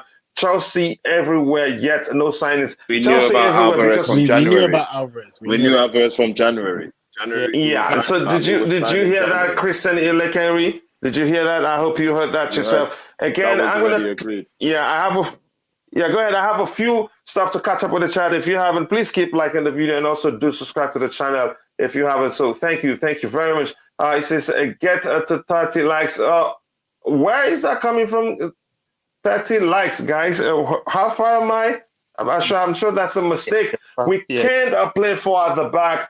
And it says Roman left it to Marina. And again, and I think Todd himself will delegate some of the tasks to when we get a DOF and other stuff. Again, I don't think he'll be there forever because he's a very busy guy. Todd needs to get his own person into that. Will happen soon. But at this point, we're in a very, in a situation where he needs to do it by himself because it takes time to hire those. You'd have to interview people and all that. Says the problem, Chelsea like discussing about transfers and not signing. Again, we can't just blame the club for what the media put out there that we all believe. We heard about Attila Lazai. We say we've already signed him. But the moment the window opens, he's going to join us and all that. We heard that word then.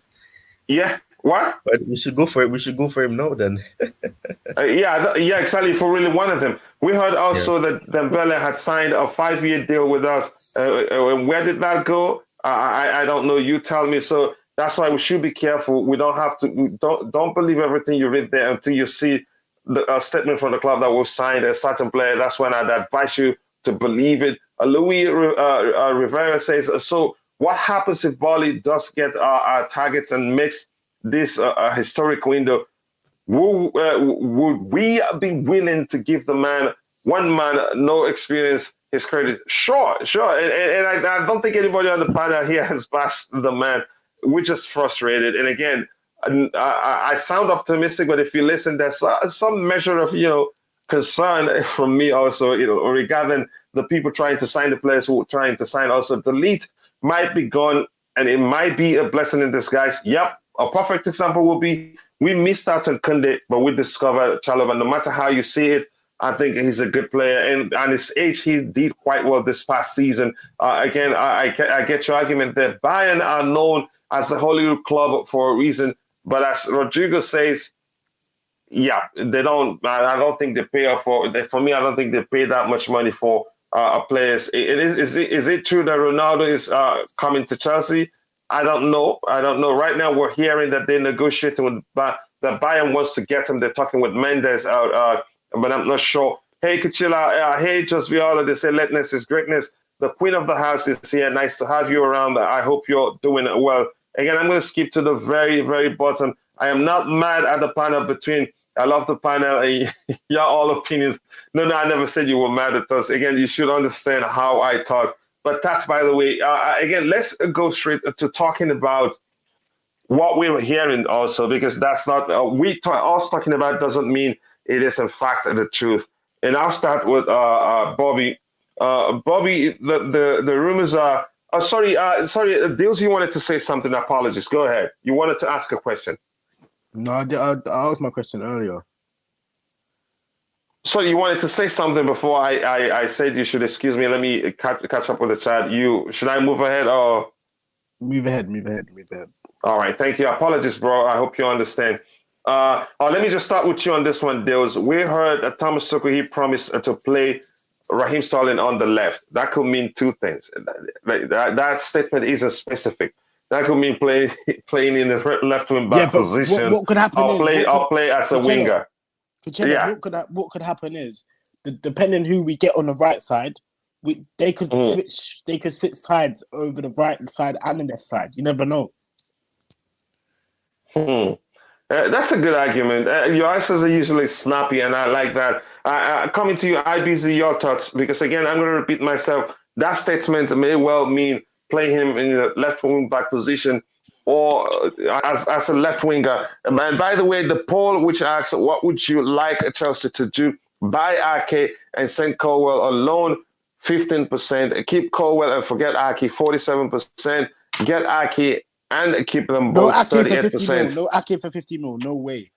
Yeah, that's right. Yeah, so majority of the Chelsea fan base says keep Colwell and forget about Ake. But coming to you, IBZ, your thoughts on that statement, if in fact it is the truth. We're just, talking about it. That's if in fact it is the truth. There's no way to tell whether that statement is the truth. That he's going to start him on the left-hand side. And you heard what I explained. It could mean in the left wing back position or as a left winger. Again, before I just answer that question, can you hear me? Yeah. Yeah. Mm-hmm, sure. All right. So yeah, before I answer that question on the Sterling positioning, yeah. With Ake coming to Chelsea is a win. Yeah. Let's not look here like, I think everyone's looking like because he's a bit part player. Not for 50 mil, though. Not for 50 mil. No way. 50. Yeah, let him finish this. I'll pay 50 million even if it's 50 mil in add-ons, or I'll pay 30 now. I'll pay 20 million over the next 3 seasons. I don't mind, or whatever. Yeah. What is No, 50? word. 50 mil is not. It's 50 mil is it is what it is. I know, like. Is the value of 50 mil going to look at? So we've wasted money on Ake? No, he's been part of our academy. We've been part of our academy. He's played for us before. He's gone and he's a Premier League champion, probably a 2-time Premier League champion. And what 50 mil is now overpriced. Obviously, because we're getting Sterling for 45. Yeah, obviously you might argue. People argue that it is what it is, but I don't think it's overspent. I think we need to calm down on that. It's the valuation. His valuation will automatically go up because of what he's achieved. And what, his value, if he was at 30 mil 2 seasons ago, his value will obviously have to go up by 20 million. So we have to understand these finances and understand that the value is what it is. What I'm saying with Sterling's positioning is if Tuchel's deciding to play him on the left, Tuchel is not playing him as a wing back. He's playing as a left winger, an inverted winger on the left, inside forward on the left, or I don't even think that is where he'll be playing for life. I think Tuchel will have to rotate it based on player injuries, fatigue. Sterling will feature on the right, but that may be an indication if the rumors are true that Tuchel has said that he is going to be playing Sterling out on the left. Then that will be an indication that that's where he will see fit, and that's where he will be playing.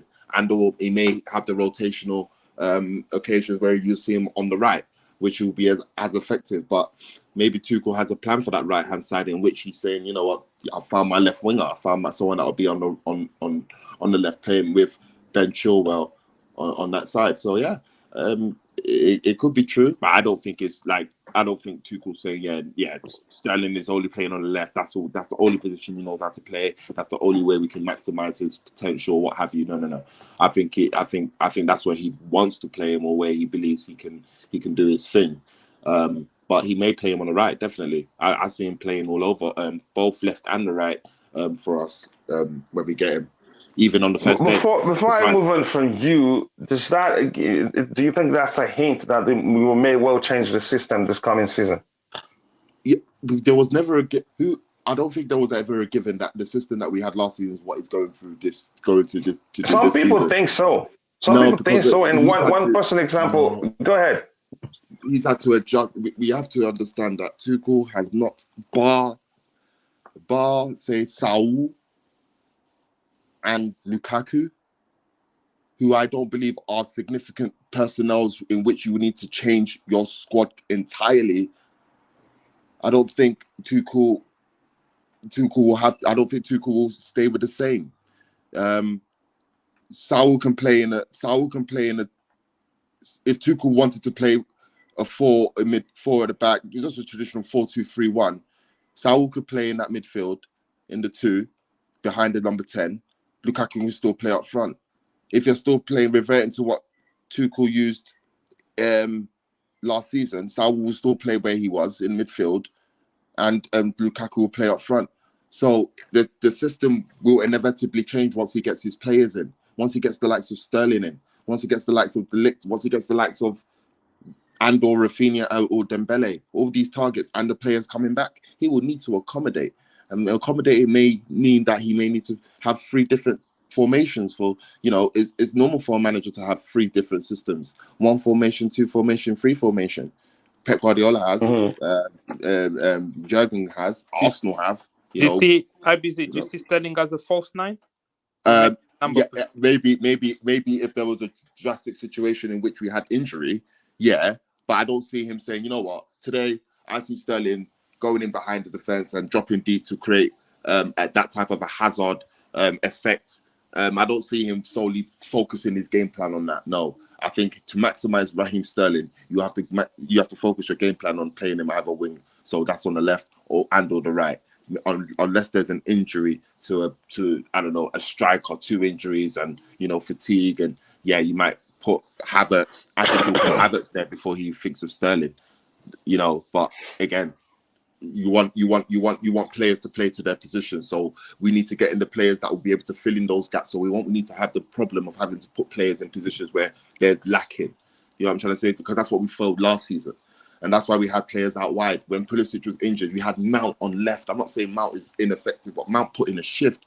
But how can you get the best out of Mount playing him on the left-hand side of midfield? I do not understand. How do you get the best out of Kai Havertz by playing him as a striker when your number 9 is dropped because of his form and interviews? I don't see how that makes sense. So we need to get the players to fill in those positions so that we don't have that repeat of last year. And that means putting Raheem Sterling where he needs to play and getting like I said to you, Coach, when we spoke about Raheem Sterling joining, bringing in best players to, like when Raheem Sterling was having David Silva playing with him in the 6-yard box, it was like, what? Raheem Sterling doing up 1-2 in the 6-yard box. Like he needs that type of play, and I believe he can do that with Havertz. Lovely, he can do that with Havertz. But having that connection is what you do to maximize the best of both players. When you just lack one and you put one there as a makeshift, he's got to adopt a new role, and it's all messed up. So I don't believe Tuchel will stick to the same formation. Hell no. I believe he will try and we'll see. Yeah, we'll see how. I thought as much too. I've always thought that if he gets the chance to bring in the player he wants, he will switch it up. But True Blue there in the chat thinks otherwise, because he openly said, I forgot. I don't want to misquote anybody. He says something that True Blue interprets as he's not willing to change the system. But we'll see what happens. Rodrigo, I'm going to come to you. You heard the question, and I hope you understand it quite well. Your thoughts on that? Yeah, I think it's normal in this, especially a high-profile player like Sterling. So a manager might give him an idea of where he sees his role in the team. This is where when it comes to negotiation, it comes to selling the project, it's good to have football people in that meeting, or at least associate the manager in it. So this was if this happened, that was really good, because then Sterling has an idea of what's expected of him. So in terms of what they see him as a left winger, I think it will play well there. And I think he plays there for England, right? If I'm not mistaken. So I think he should.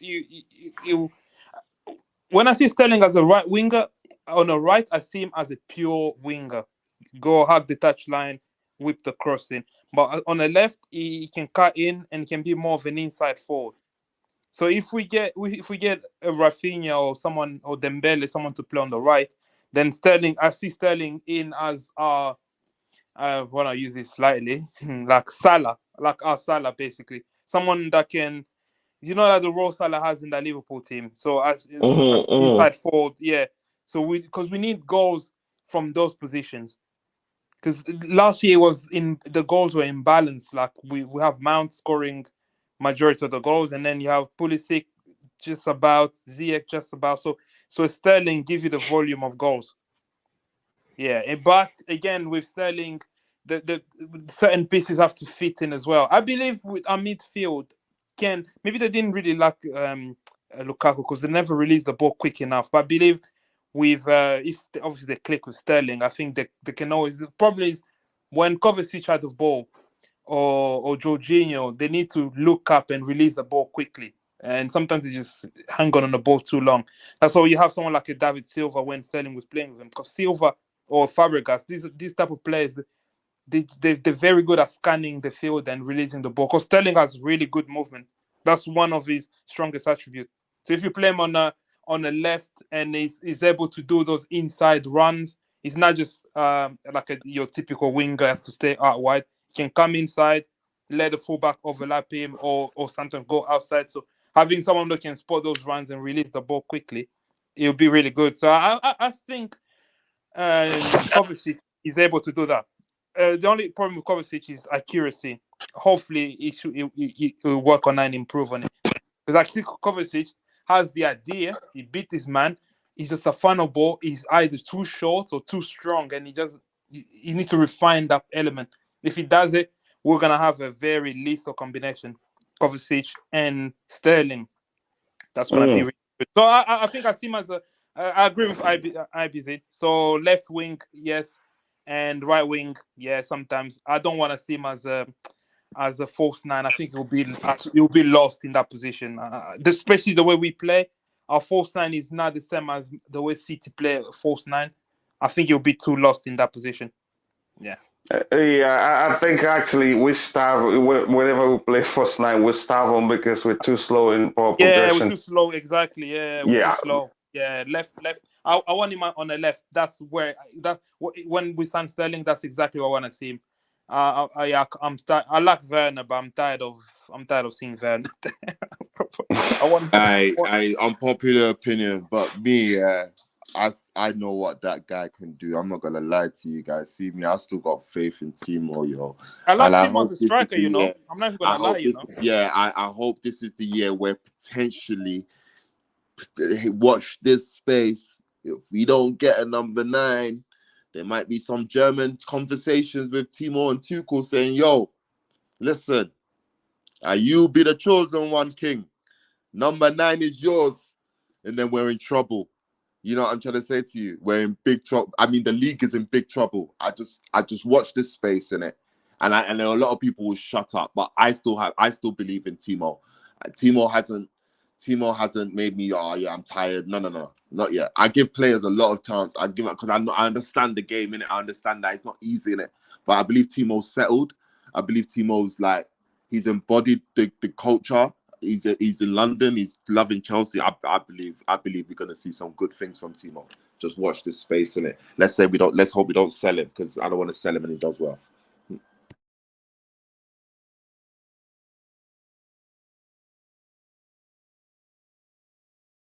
I hope the team stays. I like him, but if it's not working out for him, let's not be selfish about it. Let him go where he will thrive.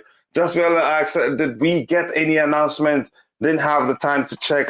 None yet for the senior team, for the senior men's team. But let's see what happens. We're following it, the developments, things as they happen.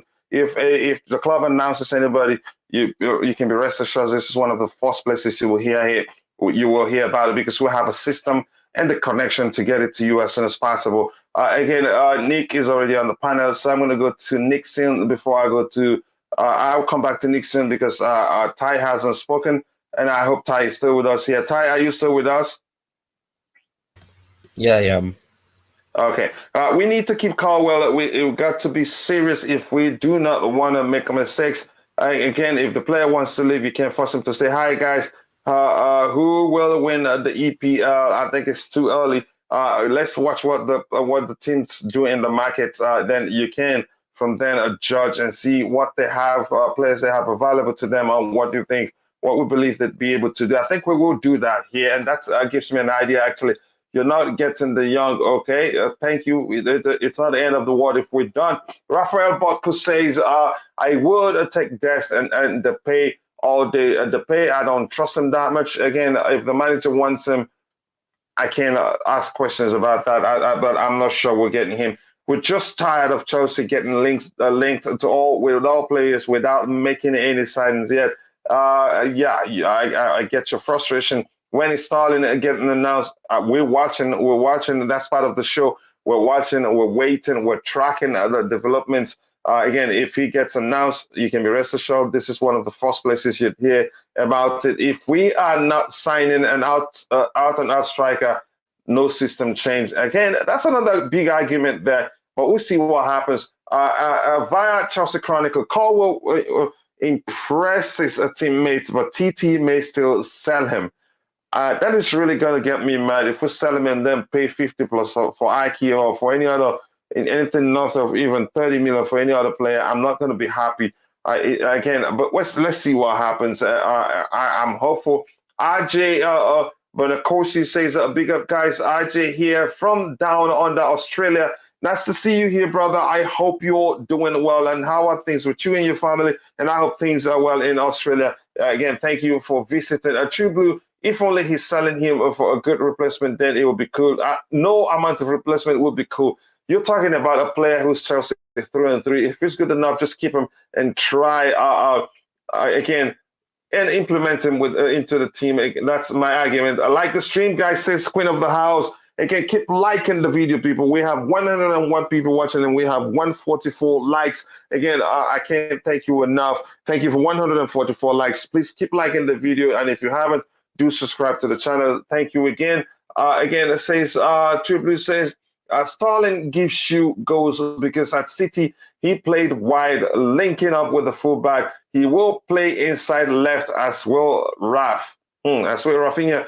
TT sees their pace and dribbling as an upgrade, still facing low block. Again, that begs the question. I've asked that question before, but we've argued, and I'm hopeful he changes the system and allow the guys to play, where they feel, in areas that give them the independence, to be at their best. Again, but we see what happens. Lee Sule here, a brother, a friend, a Manchester United fan.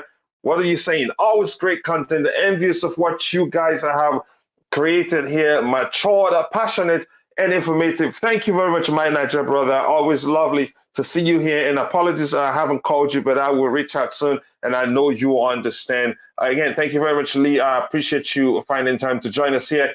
And True Blue again, Timo is not a target man 9 again. Teams will still play low block, and then he will struggle. So it is best we'll let the man go. If he stays at Chelsea, he will get goals, but sometimes he will struggle because he operates with space. And again, Timo is a second striker, not an out-and-out striker. We must recognize that. But since he's been at Chelsea, we've played him more on the flanks and as a traditional number 9. And you could argue those two things are one of the reasons why he struggled.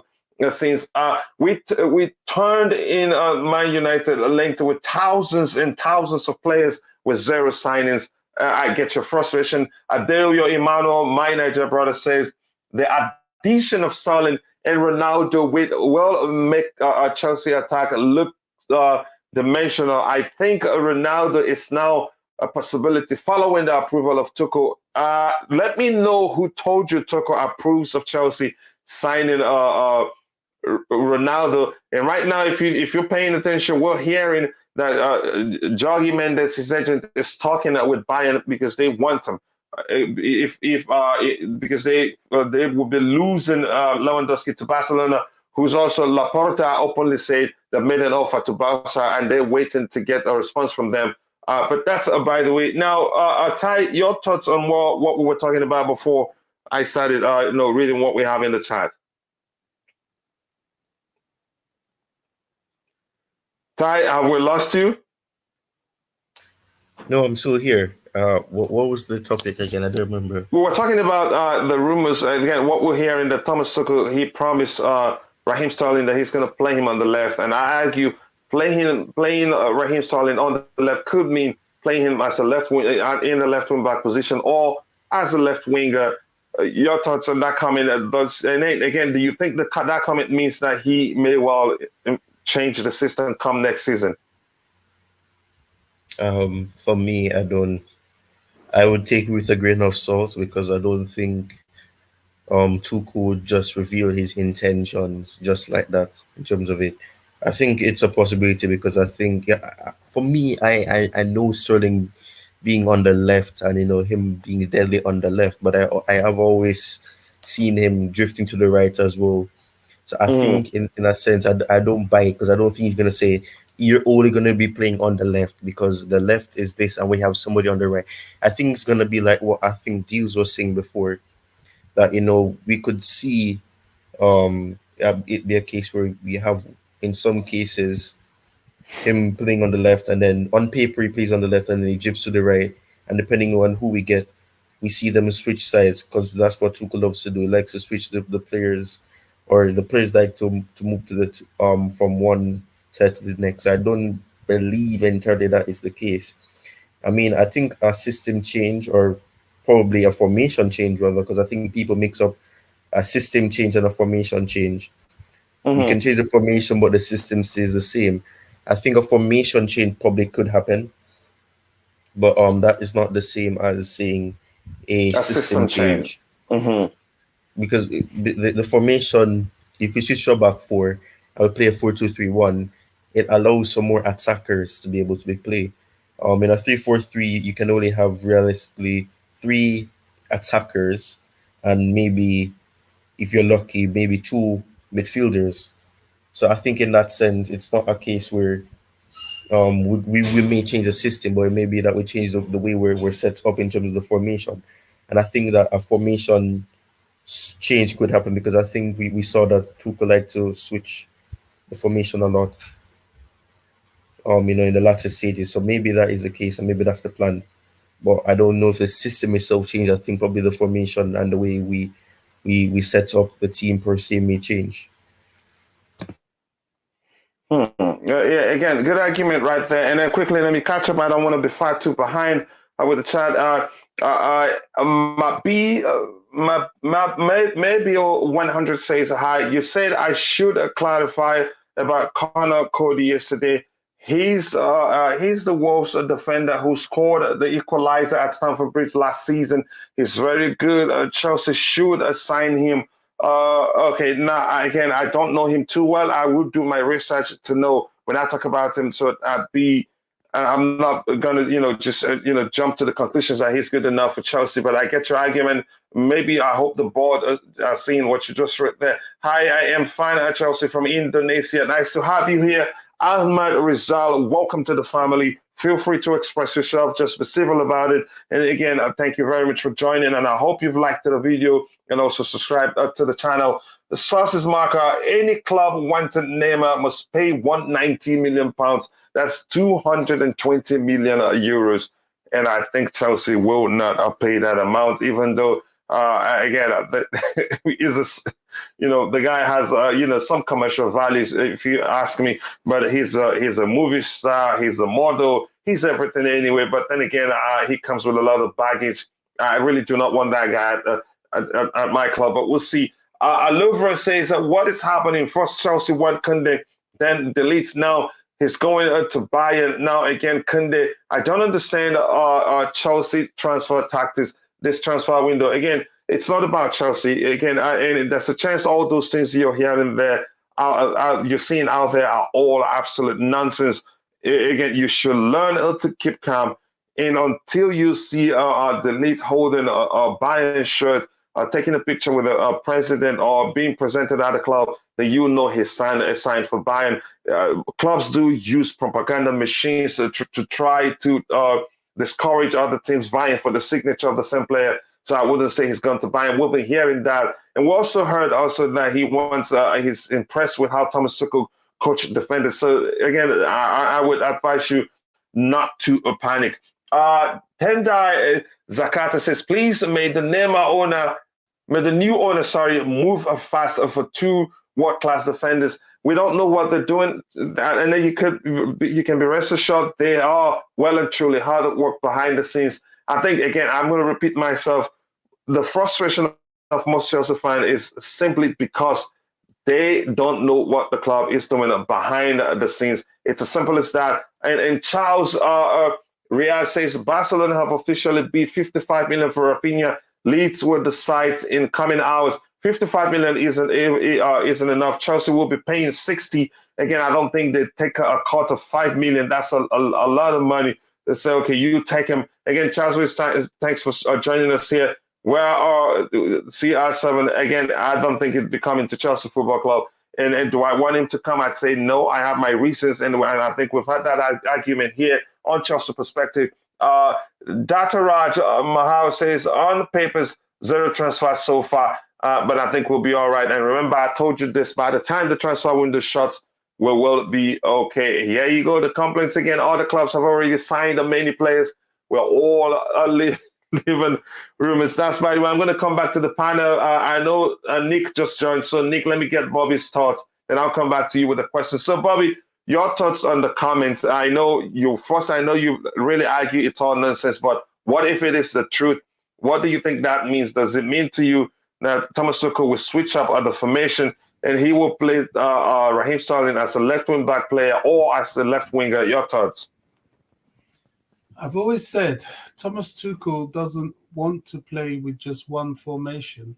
I think he proved that last season, where on occasion he did switch to a flat back four, especially later on when we played Spurs in the cup games. He was a flat back four, and he'll repeat that going into the next season. I think the only thing he may look for is a capacity to be able to play the flat back four perhaps more often, regardless of the pace in the teams or in the opposition that he's facing. I think a lot of the time why he was concerned in doing that more consistently is that there's always pace involved, especially with these sort of so-called lower teams that will play the low block and want to hit you on the counter-attack. So he will mix it up, and he is looking to do that. Also, just sort of a reminder to those that talk about, if so-and-so comes, it means so-and-so needs to go.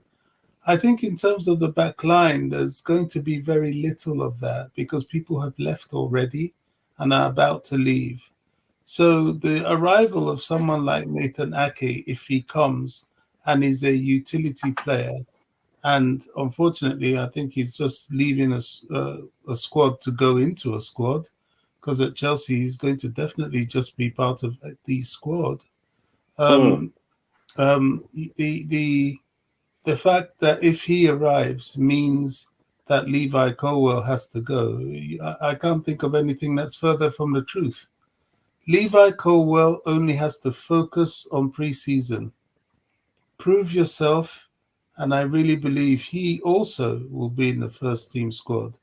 The people you find going, if he's established and if Ake's around, will be a lot of those on the left-hand side, like Malang Sarr, and indeed all the rotational left wing backs, Emerson, Alonso, they would need to go because effectively the person that will rotate in the left wing back position will indeed be Nathan Ake. Yeah, I think your explanation makes sense. IBZ, I don't know if you've talked about this particular topic, or should I just move ahead to Nick? Is it the topic regarding Sterling's positioning? Yes. Yeah, I gave that opinion. Oh, okay. All right. But yeah, all right. Thank you very much. So, Nick, coming to you again. Nick, you heard the question. What do you think? Do you think Thomas Tuchel will switch the formation, given what we heard? Again, if in fact it is, if it is the truth that he promised Raheem Sterling, he's going to play him on the left-hand side. Yeah. We know Sterling is a left winger mostly, but he can play inside. I think it depends on the game. Tuchel will change, like Bobby said, he'll change his formation during the game. He likes to do that, and it's a good thing to do. You might see Sterling started on the left wing in one game and suddenly could be on the right or in the middle. It depends on how the game is going. So I wouldn't be surprised with wherever he plays. Yeah, about Sterling, yeah. I just want to, I don't know, is that the question about Sterling? No, go ahead. But if you've done with the Sterling answering the Sterling question, I was going to ask you something else. Yeah, you can ask, yeah. Okay, what I wanted to ask you now, we're losing Marcos Alonso, and then we're losing clearly what we're hearing that Chelsea has told the club has told them both, Marcos Alonso and Cesar Azpilicueta, that they cannot leave. Now that adds to the problem. Already before time, we've been suspecting that they both will leave. Now, in terms of the left-hand side, where we have Marcos Alonso, because it doesn't look like we're not hearing anything, linking us to any left wing back player. What do you think will be the perfect solution? Do we have any youth player around that's returned on loan that can help, be, battle it out with Ben Chilwell? Yeah, we do. We have our youngster Levi Colville. He's only 19. Can he play the left wing back position? I thought he plays as a left centre back in the left centre back position. I think he can play. I think he can play left wing back. I'm sure he could. He's only young, don't forget. And with Tuchel, he can adjust. We haven't. Maybe we're still looking at players. Don't forget. We haven't finished in the transfer window. We're looking at a lot of players. Right now as we speak, every single player, the ones we talked about a lot, Koulibally, Kounde, Raphinha, all these players we're still negotiating for. We're still we haven't given up, and it depends who we get. And if Levi Colville can get in the squad, I think he should. He won't be the first youngster we've had in the first team at that age. We had definitely years ago. We had Ray Wilkins making his debut. Was it 17? 17, he made his debut, and 18, he was our captain. I'm always, I want to give this great, this chance for these youngsters like Levi Colville who shows so much maturity. For Huddersfield, it was unbelievable. He was. I saw him a lot. He was unbelievable, and that's what Huddersfield were begging to sign him. They still will if we said yes. It's so much maturity. Same with Ampadu, where I'm glad they're all coming back. They're all pre-season training now. Even him, very underrated. He can do a job. We have players there, so that's why Chelsea are taking their time because Tuchel knows he can rely on these players. To start off with. If it goes into September, if we start the season and we still haven't got every signing we want, we will get them in the end. I'm not worried at all. I never have been, never will, because I know Chelsea will get it done in the end. Everyone's saying, "No, why we haven't announced Sterling? Why this? Why that?" Sterling is our player. It's just a matter of hours, not days. When they announce it. Sorry, they will announce him, and he'll be going. He'll be fine. If he doesn't go tomorrow to the USA, he'll be going very soon. Going, when the team already there. I'm not worried about anything. I don't understand why everyone's so impatient still, because they don't know Chelsea Football Club. They haven't got a clue about it. And I keep saying it all the time. Yesterday, I was on my space talking for 5 hours about this. 5 hours, coach. Yeah, he was very interesting, very good. We talk about every single player from Ronaldo to Kounde to every single player. We're going after, and everything else. Because we can talk forever, but you have to understand Chelsea, they're trying. It's not just Boehly out there. He's got his team. He's got people talking with agents, talking with every single player, trying to get the best deal possible. So that's why I'm not worried. I know it's going to happen. Like you keep saying yourself.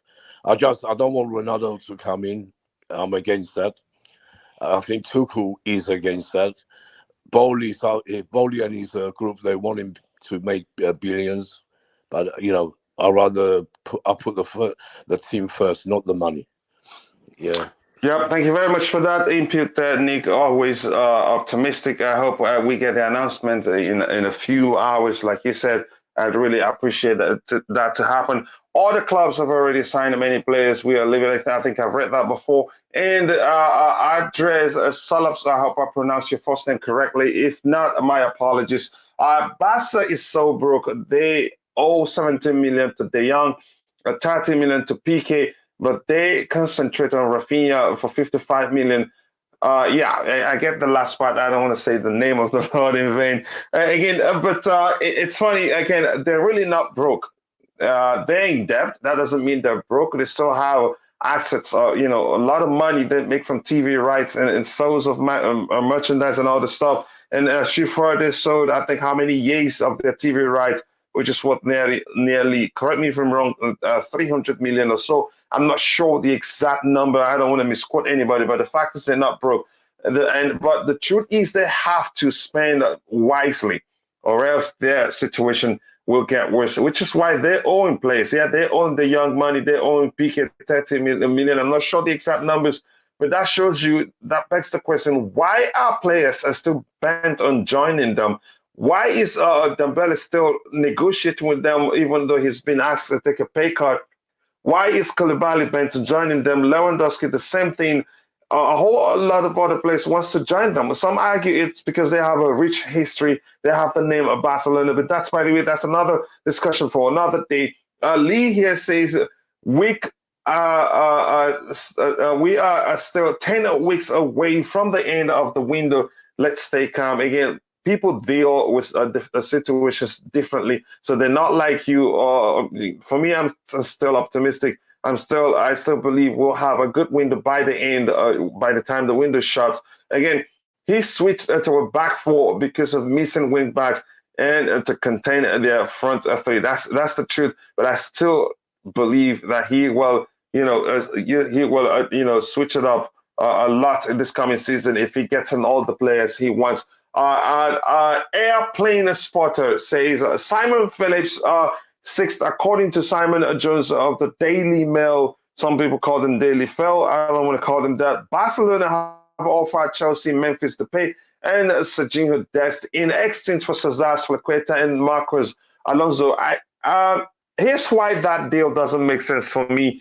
Marcos Alonso has a year left on his contract. Same thing as Azpilicueta and Dest, and Depay. I think both still have more left on their contract. So it doesn't make business sense for that deal to be a straight swap deal. So think about it yourself. I don't think so. Except if we will give them player plus cash, but I don't know. That's even if they had that conversation, at the table when they met yesterday, when Laporta and Todd Boehly met in Spain. How much do you think Sterling's position will affect Mason? Who then, of all the wingers, moves to the back of the pecking order? That's a difficult question there. Again, maybe rotation will be the solution, but if you ask that question, I think one of the guys on the right-hand side may well drop out, but I'm not sure. Again, it depends on the formation. Anybody else? Anybody on the panel want to help me answer this question?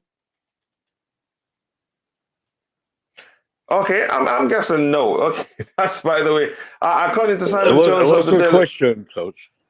What's the question one here, where it's who makes way? If Sterling comes in, again, if for instance we're playing 2-8, like Thomas Tuchel usually plays, and we have a number 9, and it's not Sterling in that position. If Sterling takes up the position of one of the 2-8s, who makes way? Because there's a chance Thomas Tuchel will always accommodate Mason Mount because of his industry, energy, if you prefer, and his personal ability.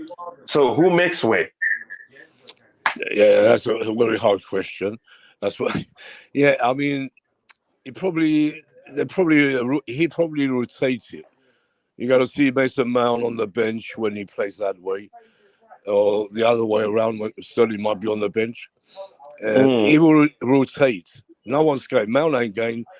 Gallagher's coming in. He's not going nowhere. Even Billy Gilmore could be there in the squad. I think it's all about rotation. Rodrigo, your thoughts on this comment on the screen? It looks like Rodrigo is a bit busy, so I'll bring him in whenever he comes back. But Nick, I think, it's a difficult question to ask. It all comes down to Tuchel's preference, but we're not sure yet what he's going to do with those players. But we'll keep an eye on what he does. But he never ceases to amaze us. I want to bring us to what we have on the screen now, which says that's the tweet there from Simon Phillips, which says, despite claims last week that Barcelona would be able to afford both players, it has been revealed they only have one of They only have one of Raphinha or Ousmane Dembele. I'd like them to take Raphinha and leave Dembele for us. And with that, I want to say again, thank you for 154 likes. And we still have 110 people watching. So if you haven't, please do take a second to like the video. That will go a long way for the channel. Thank you. Thank you so much. I cannot thank you enough. So let me take a few comments also, then I'll come back to the panel whenever they have time to participate in the conversation. Again, says Louis Rivera says, how much do you think a Starling's position will affect who then? Okay, I think we've answered that question. According to site, we've also read this one. Again, Lone Matson. That's a player I'd like to keep, honestly. He's a winger, right? He plays on the left-hand side. I wouldn't like him to go alone. Again, he's shown that he's capable of being part of the team. He is good enough. Then give him a chance. Let him develop within the team where he learns how the manager wants the game to be played. That will make it easier for him to quickly make it to the starting 11. Again, that's my argument. This is True Blue responding to someone else. I think you could argue True Blue is one of the most, vast people in the chat here. He understands the club and the financial aspect of the whole thing very well. Ian Matson will be sold. And you knew before you said that. I'm sure you knew that was going to break my heart. I hope he stays because he's a player I like so much. And that will beg the question, all the nonsense we'll be hearing that Thomas Tuchel likes him. I don't know. That gets thrown out of the window if you ask me. Again, Polyp 256 says, me is still bothered. Someone is keeping himself busy doing nothing. Again, I get your frustration, but again, calm down. We will have a good window. Again, remember, I told you that. Don't forget, I want you to come back and say, Coach Kuchila, thank you for telling me this. Not sure Boehly has a team out there. I'm not sure either, but we'll see what happens. It says, not sure Boehly has a team out there. True Blue says, again, if you're watching, please take a second to go check out Todd CFC's YouTube channel. Again, be sure to subscribe and let him know I sent you. He's a kid, but he understands the club of football very well, especially from the perspective of Chelsea Football Club. Please go support him. If I have time by the end of the show, I will share, before the show ends, I will share the link to his channel. Chinedu Abiagum says, I am not sure what you're trying to say there. Ty, this is Polyp 256 says, apologies, but still not happy with Chelsea new owners. Again, if that's how you deal with the situation, that's you. Again, I'm learning now, just breaking West Ham seriously want us to beat Farman de Broya. That's one player I do not want the club to sell. If they sell him, I'm really going to be pissed. Again, how I feel doesn't really matter and will not change anything. Our fans, again, says Chelsea should sign Nunes. He's a good player. I think he has what it takes to help Chelsea. I think so too. But I think there's something came out that quashed the rumors that we were looking to sign him. I know you're talking about what's his first name again? Matthijs Nunes. Again, he will be a good addition to the team if we're in fact looking at him. Feyenoord to replace the guy, Man United FC. It was already mentioned. Masson said he wants to fight for his place, but I have little trust in TT Kids. Again, he hasn't proven. Yeah, he's just going to. I doubt. Again, I don't trust him to.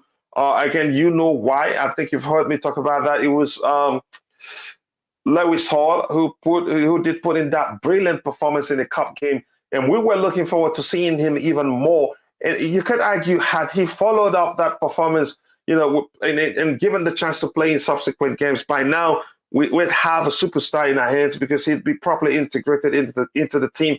But Thomas Tuchel didn't do that. Again, after that game, we didn't see him, not even on the bench, and I'm not happy with that. Starling has been told by TT that he will be playing on the left. Yeah, we've talked about that. That's where the argument came in, as a left wing back man or as a left winger. So that begs the question. It's Kanye says, Vince on Twitter claimed that during the meeting with Todd Boehly, Barcelona offered Serginho Dest and Memphis Depay for Alonso and Azpilicueta. Thoughts? again, I've talked about that, but again, I'm going to humor you and talk about it also once more. Here's the thing: that deal doesn't make sense. Look, if you want to look at things from Barcelona's perspective, they need money, and Dest and the pie both. I think, correct me if I'm wrong, have more than a year left on their contracts, whereas Azpilicueta and Marcos Alonso both each have just a year on their contracts left. So it wouldn't make sense for it to be a straight swap. If there's anything like that, Chelsea would have to offer them a player plus cash for it to be balanced against that. That's how I see it. But it remains to be seen whether, in fact, they did discuss those players. Kami already discussed, yeah, but let me just say again, thank you for telling me that. Thank you. You're welcome, no problem. Time for me to go. Been a great show. Catch you all. Again, Lee, be safe, brother. You know we love you here. And again, please continue playing, continue praying for Liam Lane. We didn't see him in the chat today, which means he isn't. He's not that strong enough also to be with us. Again, more importantly, keep praying for him. He's one of us. He's always in the chat contributing. If you don't see him, which means simply means something is wrong. And again, I spoke with him, and I did share his response with you guys yesterday. He contracted COVID, and he's not really doing well at that point. But I hope he's better now. See you later, Lee. Yeah, Lee, be safe. The trade deal is considerable. You think? Can you elaborate? Evans, I want to know why you think it's considerable. For me, from Bass's own perspective, I don't think it makes sense at all. Again, says I didn't say I want Matson sold. I was saying I want him from last season. No, I understand that. Sorry if I misquote you. Coach always says we'll see what happens, but nothing happens. Kimso, stop that. Kimso, really stop that. You're looking for my trouble right now, but thank you for that. A report say announcement of Sterling could, as of today, again, we're watching, we're waiting for it. That's why part of about 3 streams right now, we have Raheem Sterling announcement watch. So we'll see what happens. Again, Kimso, did you hear that? I just said it again. Adelia Emmanuel says Sterling arrival will give Tuchel various options in the attacking area, but it will be a great competition between Havertz, Mount, and Pulisic. Everyone has to fight for their place. I don't think Sterling will be a competition for Havertz place in a different position. Yeah, Rodrigo, go ahead. You wanted to say something? Yeah, I think that Emmanuel forgot to put Werner on there too. What's the hate, Coach? Yeah, Coach. Have you seen?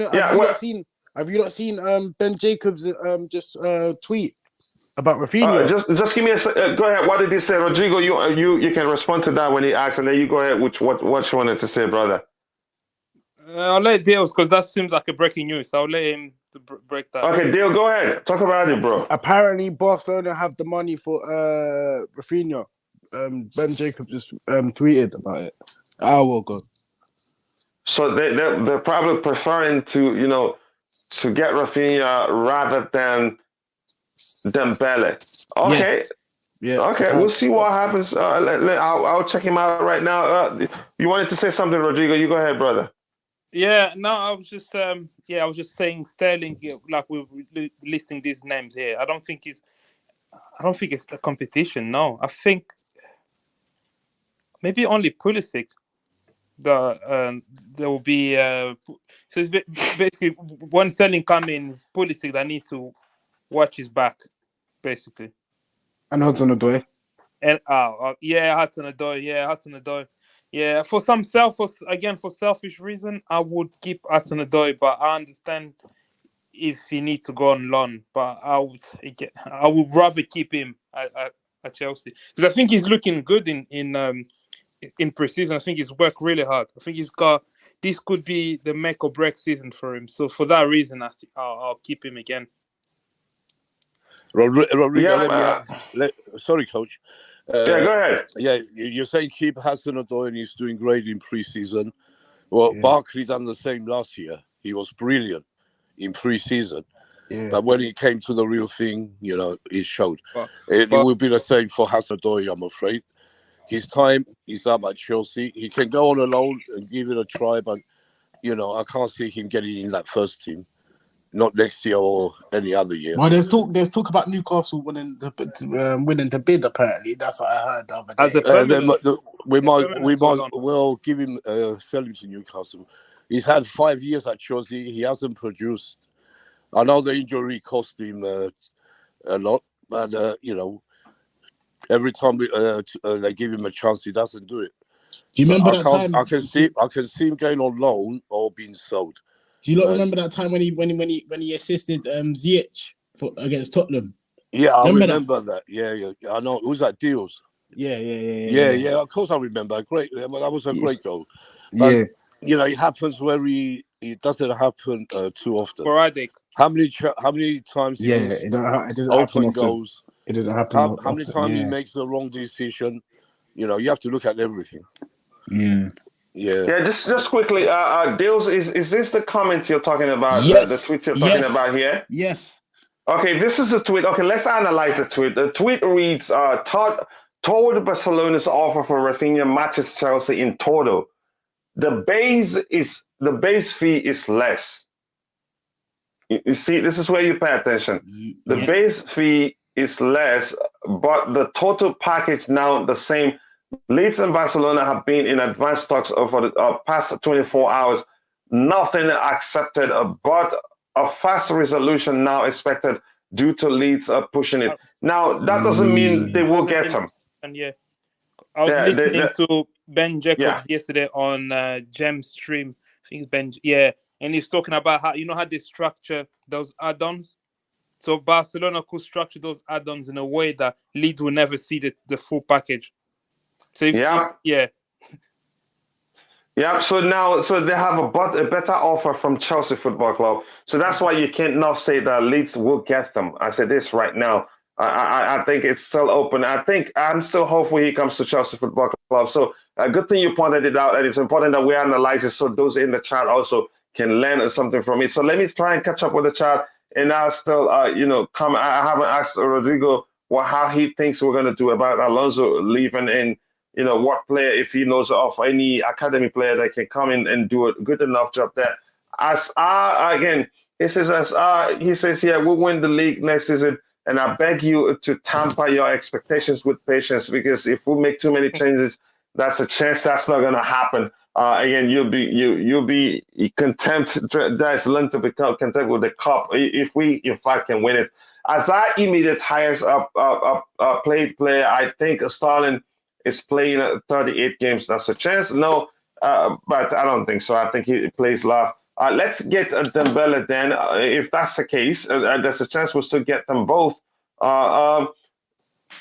go on record to say we won't. Yep. Again, I get the argument. We were just in for Raphinha up until now, so that he wouldn't fall to Arsenal or Barca. This means if Barca signs Raf, they cannot keep Dembele and Frenkie.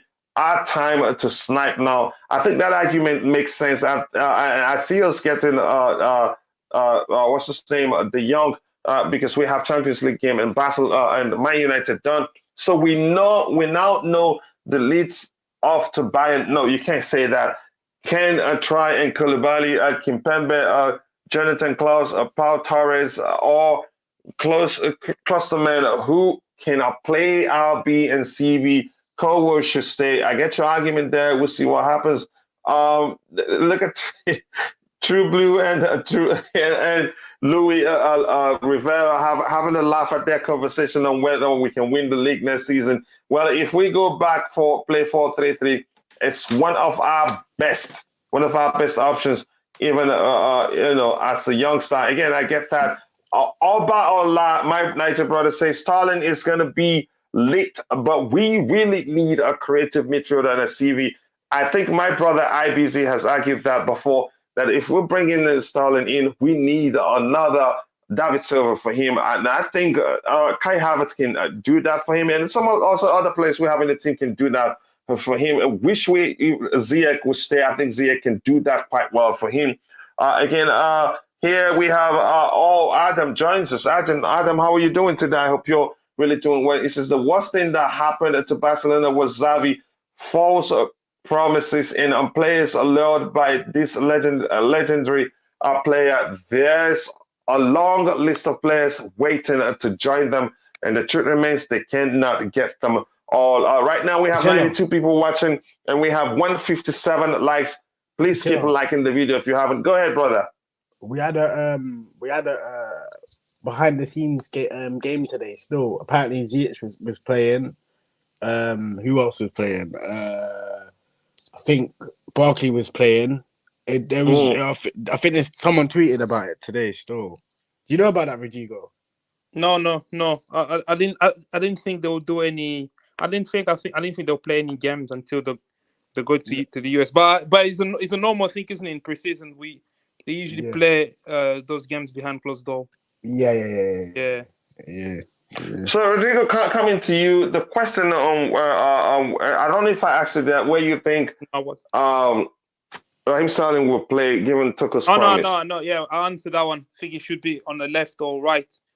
Keep him away from a false 9 position. How about the 2-8? The 2-8. Yeah, that would probably be. It depends on how we line up, because if we keep playing this 3-4-3, then yes, he'll be one of the 2-8s as on the left hand side. Because if you play him on the right hand side, he's no longer an 8. He has to be a right winger. Rodrigo, like how he was at Liverpool. Rodrigo. Yeah. Do you see Jorginho start if we keep Jorginho? Do you see Jorginho starting if Tuchel changes formation? Yeah. Go ahead, Rodrigo. I would say, we'll put this right. It's above a myth to say the reason we play a back 3 is purely on Jorginho. That is not really correct. Because Italy, for example, I know it's international football, you can't really translate that, but he plays in a back 4. Even under Sarri played in the back 4. The reason we play in the back 3, I think, obviously because the centre backs are obviously Thiago Silva, not the quickest one, and you can't have a Jorginho who doesn't have the legs, the physicality, and a Thiago Silva. So it's a combination of a lot of things. That's what forces us to play in the back. Yeah, it's the thing also. If we get centre backs, if we play any formation that gets us to play a single 6, Jorginho gets to play even more. Yes, I would definitely agree with that. Yes. Yeah. Because what would happen is the 2-8, right? Because if we press really high and we win the ball, the 2-8 would be like the work. Like the only it's like Liverpool. You have like 8s that really work hard, and then we have them, Mount and Gallagher. They can win you the ball in attacking phases further up the pitch, and Jorginho, he can just be the anchor man. Because Jorginho, one thing is people don't really sort of like rate is they think he's sideways passing, but sideways pass sometimes is good to just calm down the tempo of the game to your own pace. He does it too much, yeah, fair enough. People get frustrated, but he's needed in a team because we don't have anyone as it stands in our team that can set the tempo of our play. We don't have anyone like that in our squad. Okay, how about just quickly while I'm still with you, the question I asked again, just quickly. Rivera says, I say we dismiss the delete offer and let Coach and True Blue play at the time. Can you play? Coach, I think you can play left centre back. True Blue. No, I can't defend. I can play, but I can't defend. Here's the thing. He says, Coach and True Blue play at centre back. 0 clean sheets next year with those lads playing. I think you're absolutely correct. As if you knew nothing. I can't defend one bit. I'll just let you go and score and then act like I have an injury. And it has to You're Christensen, yeah? You're Christensen. Yeah, I'll do a Christensen real quick. Again, while I'm with you, Rodrigo, I want to ask you quickly. Alonso is leaving definitely. Yes. So in that position, we have not been linked to any player in that position. Do you think? Can you think of any youngster you think would do well there? I think we're not linked to anyone in that position. I think that's because Tuchel actually liked Emerson. Say what you want about Emerson, but Tuchel actually liked him. The reason he went on loan last season is because we You knew I was remember going to we're ask you putting- that, right? Yeah, we're putting I was Alonso. going to ask you if you loved him. Why did he let him go on loan? No, Go ahead. exactly, because we were putting Alonso in the Lukaku deal to Inter Milan, and that fell through. So there was no bias for Alonso. So we're forced to keep Alonso. So if you have Alonso, you're not gonna have 3 left backs. So we had to let one go who was in demand because of the Euro he had with Italy. So Emerson was in demand, and clubs were in for him at least in a loan capacity. So we had to let him go.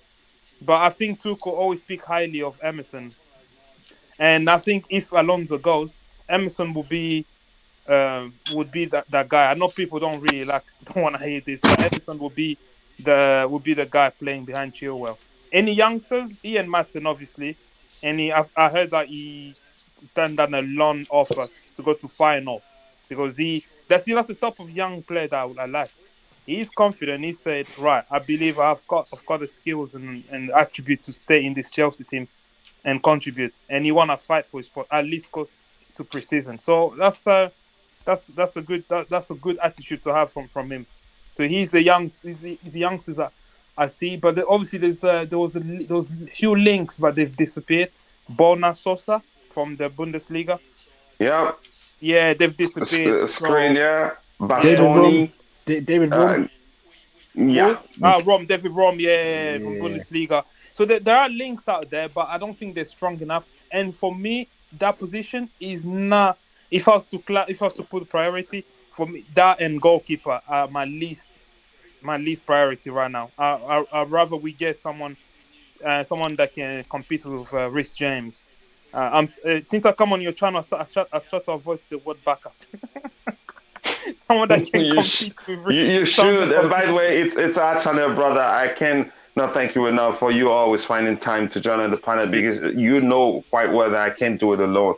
So I appreciate all your support. Yeah. Again, thank you very much for that great input. I'm going to go to Declare right now to see if he starts a fight with me. Declare, how are you doing, first of all? Yeah, I rushed home just so I can come here and give a last-minute fight with you. Is that what you mean? Declare's the number 1 Lukaku fan. Declare, you haven't even warmed up. So that's a chance you lose the fight. You haven't even stretched yet. I wanted to add something which was conspiratorially after you read. I didn't tune in the whole show, but I think you just recently read out a Ben Jacob tweet about. Yeah, I can bring it up. Also. Go ahead. Go ahead. Isn't it a bit of a coincidence that Barca have money after meeting up with Todd Boehly yesterday? Yep. Yeah. So that. Yeah. Go ahead. So go ahead. Elaborate. I'm all ears. Well, I've been saying that us and Barca have had 5, maybe possibly more transfer players entwined, right? Being Raphinha, Dembele, Kounde, if that was real, Azpi, Alonso, and throw in there now maybe De Jong, right? If it's all true, that's 6 players. That's a lot. Even if it was 3, that's still quite a bit. And they're probably holding the first domino, of the transfers. That's what was holding it up. For a lot of all the transfers to happen. Yeah, so a good compromise I saw was either we pull out of one of the deals and let them have one of the deals on the cheap to help us on another deal. If the De Jong things are true, if we're just going to entertain this for now, right? Man United is not a great club to go to, even though they're going to throw money. But if he doesn't want to sign a wage cut, right, and Barca kind of want him off the books, and he doesn't want to go to Man United, then it's a great time for us to come in and maybe hijack that deal, right? In the process, yeah. If we really want to hijack, this is a vulnerable one to hijack, indeed. Yeah, maybe we hijack this deal. We let him go in for Raphinha. Maybe we take Dembele, they take Raphinha, and then we give them Azpi, Alonso on a cheap. I think that there was multiple deals to maybe compromise somewhere, and all of a sudden they came up with some money after that meeting, So if we're gonna throw big money at De Jong, maybe that's why they found the money for Raphinha. Because if they wanted Raphinha that badly, there was none. It was too late for us to pull out our 60 mil, right? That's the Because bar they have that to Leeds pay set. anything. They have to pay something closer for Leeds for it to make sense for Leeds to say, okay, we're giving it to you. Yeah. So in the process, we might pay more for De Jong than probably what we valued him at. We get to go after Dembele. Barca don't offer for Dembele maybe, right? So we get a free run at Dembele maybe, easier run, not free run, and we give him Aspi, and maybe they pull out whatever if they were in cahoots with Kounde, if they were holding up the Kounde deal, maybe they back out of that, and we give him Aspi and Alonso on a cheap. There's so many players here that we interest. It would have been a big meeting if that was the case. If this is all true. I'm not sure if every player was linked. That's a lot of players, 6 players, if it's true, right? But some compromise could be mattered, and the fact that Barca all of a sudden have for money. Sure, some compromise, some measure of they agree to some measure of compromise. If not, why would they go to Spain to speak with them one-on-one? But go ahead. Yeah, so I think that I'm actually holding out, positive hopes that that meeting went well, and they all of a sudden found money from it. So that means something went well for Barca. Some kind of negotiating for them to have the money to go for Raphinha now. And I think they're going to meet the benchmark. It's 55 now, but I think they'll hit whatever they need to hit. They're just starting the opening bid. And Barcelona, go ahead, Rodrigo. Yeah, and Barcelona are not new to making these sorts of back-end deals where players and players and clubs are involved in it. That always reminds me of the Juve deal. But one thing that really I find very strange with Barcelona is their insistence of Alonso and Azpi. Surely they have enough cover in defense. Now they've signed Christensen, they are Araujo, they have Serginho Dest and Jordi Alba. I don't know. They're playing Alaves. Oh yeah, but why? And then that's why I was a bit suspicious about us being linked to Serginho Dest. If you can't get into a Barcelona team that desperately need our players to play in their defense when they have a younger player in Serginho Dest, but they want an Aspi that to with all respect is past it. It just didn't make sense to me. Like why they're so keen on Aspi and Alonso. Again, it's a crazy club. If they want them, they can have them. It doesn't really. But one thing, they're for sale. Yeah, one thing, one up point that the Cloud made here that I like so much. I think Barcelona is the reason why. That is a lot of deals, a lot of transfer deals, even not just for Chelsea, even Bayern and what team again?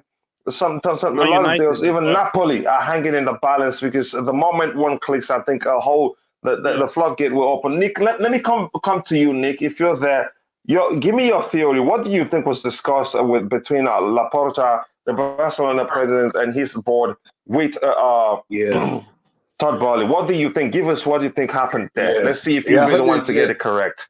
Yesterday, what I heard, it was pretty strong reports that Boehly was there. I think he was. It didn't come from these so-called journalists. It came from a good journalist. It was Jacobs, I think, who said it first. He gets it right a lot of times. And he went there to. I'm sure he's still there talking with them. They're trying to arrange things because it's, they know Barcelona know we want certain players. They want, our players. They're trying to make a deal. I think we're still trying to get Raphinha. I don't think it's finished yet. But it depends, if they've got the money. Have they really got the money? Well, that report that link just come in now. We heard that before, and suddenly it changes again. Have they got the money, or is it just rumors again? We don't know for sure. And Boehly's out there trying. I think mainly is to try and get Raphinha. That's why he's out there. That's a chance that because like the client alluded to, there's a chance on the during the meeting they say, okay, we won. Like we're learning now, they can only keep from the update that Just Viola sent me.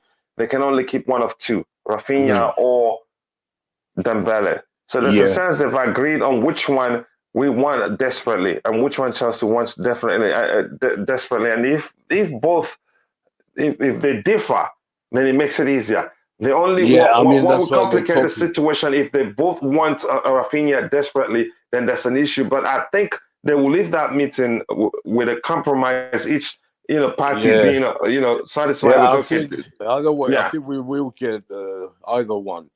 It could be Dembele. It could still be Raphinha for me. I prefer Raphinha. I like that player a lot. But if we don't get Raphinha, Dembele is not a bad player, and it'd be a better deal for Chelsea. So let's see what happens with that. But I'm not worried at all. I keep saying it. Chelsea are trying their best to get the right players. They don't want to rush into things and get anyone. Yeah, and I hope we can see the update on the screen. Thomas Tuchel currently has little interest in pursuing a deal for Cristiano Ronaldo this summer, but no concrete decision has been made. Thank God. Yeah, again, thank God indeed. We said it, Coach. But the club won't be happy. No way Ronaldo is coming to Chelsea. I said it before, I keep saying it. And he's not a Tuchel player, he's not a Chelsea player. We don't need people like that. Yeah, we'll see what happens. Yeah, we'll see what happens. If he comes out, keep him. It's like we can still miss out for Raphinha and Dembele too. That could be the compromise. Yeah, we have Lewandowski still there.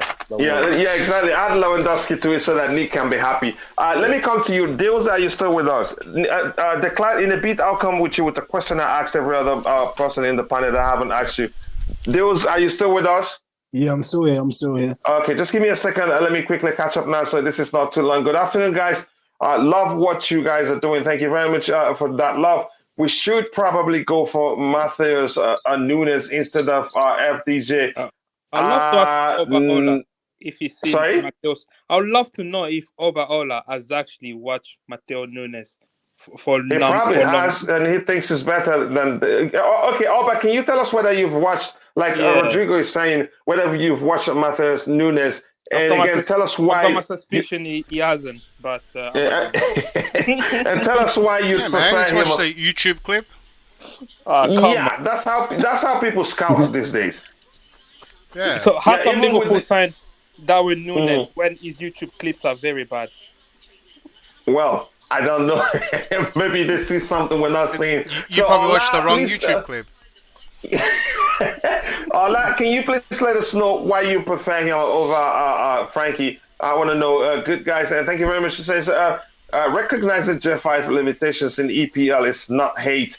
Yep, that's the truth. Again, he has limitations. I don't wear blue tinted glasses. He is very good in UEFA Champions League, international, and Italian football, but English football, he isn't that good. His deficiencies are often exploited by opposition players. That's just the truth. The meeting in Barcelona lasted only 1 hour. How could they discuss so many players? Of course they can. Just feel like you just like shaming people in public. And again, let me ask you, how do you know it lasted just 1 hour? I got a response for you. A lot of these deals were already done. What happened? You can do.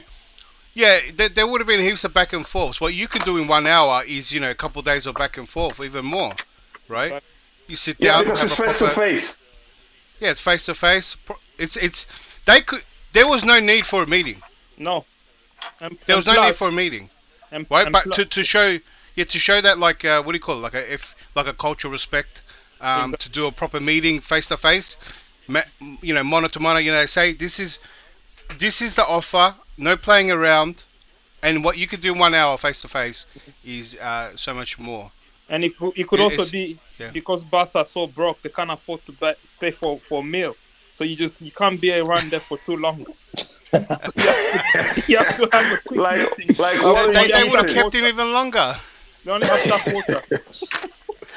All right, thank you. Let me catch up with the chat again. Again, Josviola, thank you for trying to shame us, but we want this one. Like the stream, guys, and subscribe to the channel if you haven't. Again, please, thank you very much. We still have 98 people haven't watching, and we have 167 likes. That's not easy at all. Thank you very much. We sincerely do appreciate all your support, and we will hit 4,000 subscribers soon because we've gone beyond 3,700 plus. So thank you very much.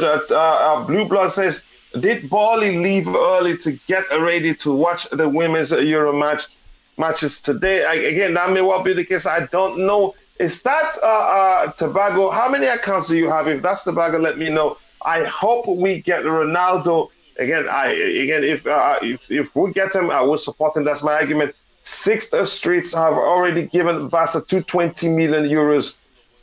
Again, yeah, with a lot more to come. Again, they have money. It's just that they're still in debt. That hasn't changed.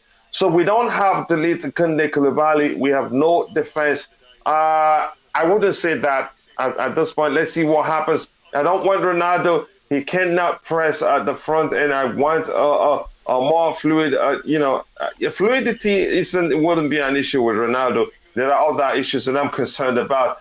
Just joining Junior Wild Live. Thank you for joining. At least you joined. Even if you're late, it doesn't matter. Welcome to the channel. Who is the deal for? What deal are you talking about? I'm not sure. I want Bobby as a sporting director. He said he wanted the role. I hope he's applied for it.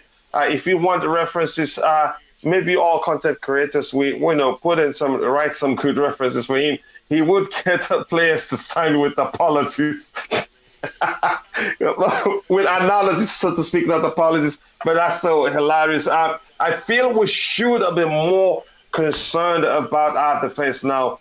Get a solid defense is of a high priority right now. I think that's the same for the club. Thanks for the answer to Clad and Rodrigo. Yeah, no, Coachella. Thank you. I'm used to it. Coachella, they said the Bobby, not Boehly. Okay. Oh, thank you for correcting me. Where's that? But thank you anyway. Again, IBZ brother says joining before end of panel. Again, if you can, that's still fine. Now, I'm going to come back to you, Deals. Give me a theory on what you think was discussed during the meeting. Deals, are you there? Yeah, I'm here. We want to hear your theory of what you think, transpired during the meeting. I feel that Todd Boehly went over there and spoke to Barcelona and said to them, look, we're coming to do business. We're not messing around. Yeah? We've got money on the table. We've got money on the table here right now. Yeah? For De Jong. And what if they said and turned around and said, look, cool, we're going after Raphinha and there's money on the table, like Declared said that time about what he said about Raphinha. And I feel that it could be like a domino effect. So we never know. We never know what we're going. We never know. Yeah, we'll see what happens. Rodrigo, am I the only one that think they only had the meal? Am I No. I think money got put on the table. I think money got put on the table. Put where your money where the mouth is, and they put where the mouth is, and I think they got money. I think they got the money. Now, Rodriguez right. He said they just had a meal. Boehly rocked out with cash and he said, "Eat this and put a special on there. Here's your meal." So I got some dessert for you too. He threw extra Rodrigo, cash. Really, you don't have a theory apart from they just ate. I think what happened is Boehly turned up. They had Boehly's in town. They rushed quickly to get to the restaurant so they can meet the man himself, the man of the hour. They got there, and then they were offering Boehly these ridiculous deals. Oh, we can give you the pie, we can give you this, we can give you long leg. I'm coming to do business with Jong. That's what he done. I'm here to do real business, mate. Yeah, I think it was. I think it doesn't make sense for him to travel all the way to Barcelona. You need to look at his carbon footprint as well, mate. You can't go all the way there to discuss Marcos Alonso and Azpi. So I think he went there for serious business, and I think in a way Boehly is, because that might time the comment I heard about him being polite, blah blah blah. So he maybe that's the first contact. He wanted to just meet face to face after initial maybe fun conversation they've had. So this was like, oh yeah, we're gonna meet, and then maybe the actual meet where they will thrash out contracts deals, negotiation that would happen at Barcelona ground or somewhere in Barcelona where no one will know. They've probably met, or they're probably meeting today, or yeah. Because I think that I agree with the queen of the chat or the channel. I think 1 hour is not Just enough to Viola. discuss things properly, even if they did over the phone. So I think they will have another one, maybe something that we wouldn't know about. Yeah, I'm just glad Boehly paid for the meal, so they should be grateful. Yeah. Thank you very much for that. Again, Declan, I'm going to come to you before we round off and ask you, I'll get everybody's thoughts. And I think there's another question I want to ask everybody anyway. But the question I want to ask, I don't know if you've heard the talks out there that Thomas Tuchel has promised to play Raheem Sterling on the left-hand side. And I'm saying that could be playing him as a left wing in the left wing back position or as a left winger. So your thoughts? Left wing back. Yeah, it's still on the left. Yeah, I can't laugh because I said the same thing about Raphinha, and then I looked it up, and then I really followed his patterns, and I said, hey, this guy can probably play right wing back. But Sterling can't. Raphinha's another kettle fish, but Raphinha can't. So, I mean, not Raphinha. Sterling can't. And Sterling's going to pay... you got to look at it like this. You got 3 up front, right? 2 stay up, and 1 drop steeper, which is always Mason Mount, probably kind of Gallagher. So that's why those 2, I think, will play all the time. And now Sterling will play hand to either Havertz or Broja or something like that. I think what Sterling is very much doing is what Werner Pulisic was doing, if that makes sense. It does, but how do they differ, if you want to talk about that? Sterling's a much better player, and Sterling can score where Werner is cursed. So some is cursed about that guy. I don't know if all the priest in the world can help that guy. Mm-hmm. So you think where Thomas Tuchel would deploy Sterling where? The left side, but it doesn't even matter. He's part of the attack. Yeah. So while I'm with you, Declan, the final question for you is this again. Which of these players are well linked with the ones we think are serious? Do you think we'll still get the Leeds? Do you think we'll still get Jules Kounde? Do you still think we'll get Dembele? All of them. Which of them do you think we'll miss out on? Raphinha too, and which of them do you think we'll get? Why didn't you say Ronaldo? Ronaldo too, yeah. Go ahead if you think we'd get him. I actually now, with that theory I had, that I think we might lose out on Dembele and Raphinha. Both. Yeah. Can you elaborate? I think. You know how we were connected the link to Cornet as well, right? We were linked to, so we were linked to Sterling, Raphinha, Dembele. We got Sterling, but we haven't got him officially yet. Let's say that one's in the bag though. All right. So there was always a question whether we needed, or we were gonna get 2 out of 3, 3 out of 3, or just 1 out of 3. Oh, one of yep. So it could be the case that we're only 1 out of 3, and if Ziyech goes, maybe we get another player like Cornet or something, or another backup, whatever. And if Werner goes, then maybe we push for another player. But as it stands now, we might have been only in for 1. I'm hoping that we're trying to hijack that Jong deal, and I think we're very much focused on the De Ligt deal too, which we need the most actually. And it'll still be a good window, just getting like Sterling, De Ligt. De Jong will be a massive steal if we pull that one off. I think they would be like the 3 big names, and everyone else will be like a smaller transfer.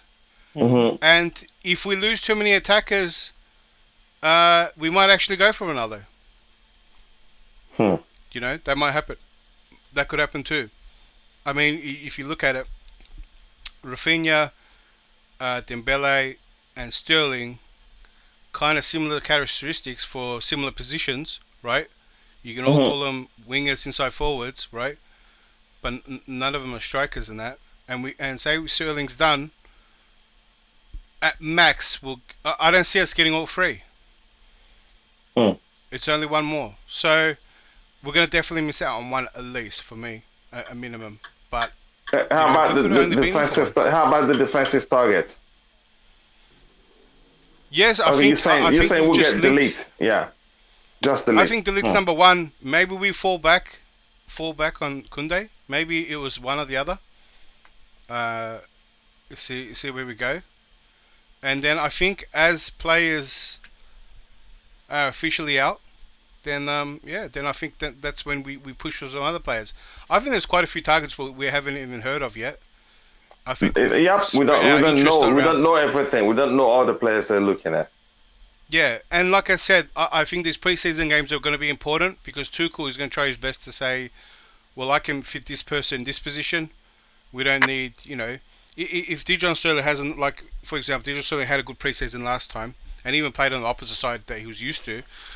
But if he plays right wing back, for example, and Tuchel says, yep, we don't need one, I'm going to use this youngster, right? Same for midfield, same for whatever position. I mean, Chalobah was found, right? If Koulibally has a great preseason, he might say, I only need one defender. Just give me like the Ligt or someone and then we can go with this. And so I think maybe we spread our interests. Tuchel's going to see who he's going to keep, who's going to leave. It's late, but at the end of the day, we're talking about are we halfway? I think we're creeping about halfway a transfer window. So there's still a half to go. I know that sounds a bit fascinating. People are so impatient, but we haven't even hit halfway of the window yet. And I know we need a lot of players, but transfers can happen so quick. So I think we've done all the groundwork. We've had our interest. Once the preseasons are very telling for Tuchel since he's making most of the choices as well. And then I think we just start to really go hard for some players that we desperately need. Once Tuchel knows which position he might not need. And players going out too. Yeah, so Azpi can stay too. I know we said he's guaranteed gone. Alonso Azpi can stay. Do you know what I mean? I thought, one of Jorginho and Kante could go because of the contract situation, but they could also stay. I mean, the fact that it's we need a squad and it's hard to sell and replace is the reason why they stay. And then let it fix up next season. Yeah, that's a good argument, and thank you for that. Dils, your thoughts again? Which of these targets that you could argue were linked with, truly linked with? Which of them do you think we get? And are you concerned whether we're going to lose any of them? Of who? Lose of who? What all the targets? The ones you know. The ones I know. I think we're going to get Dembele. No, I think we're going to get Raphinha, actually, because Raphinha seems more likely because Barcelona haven't got the money to raise up the door like us.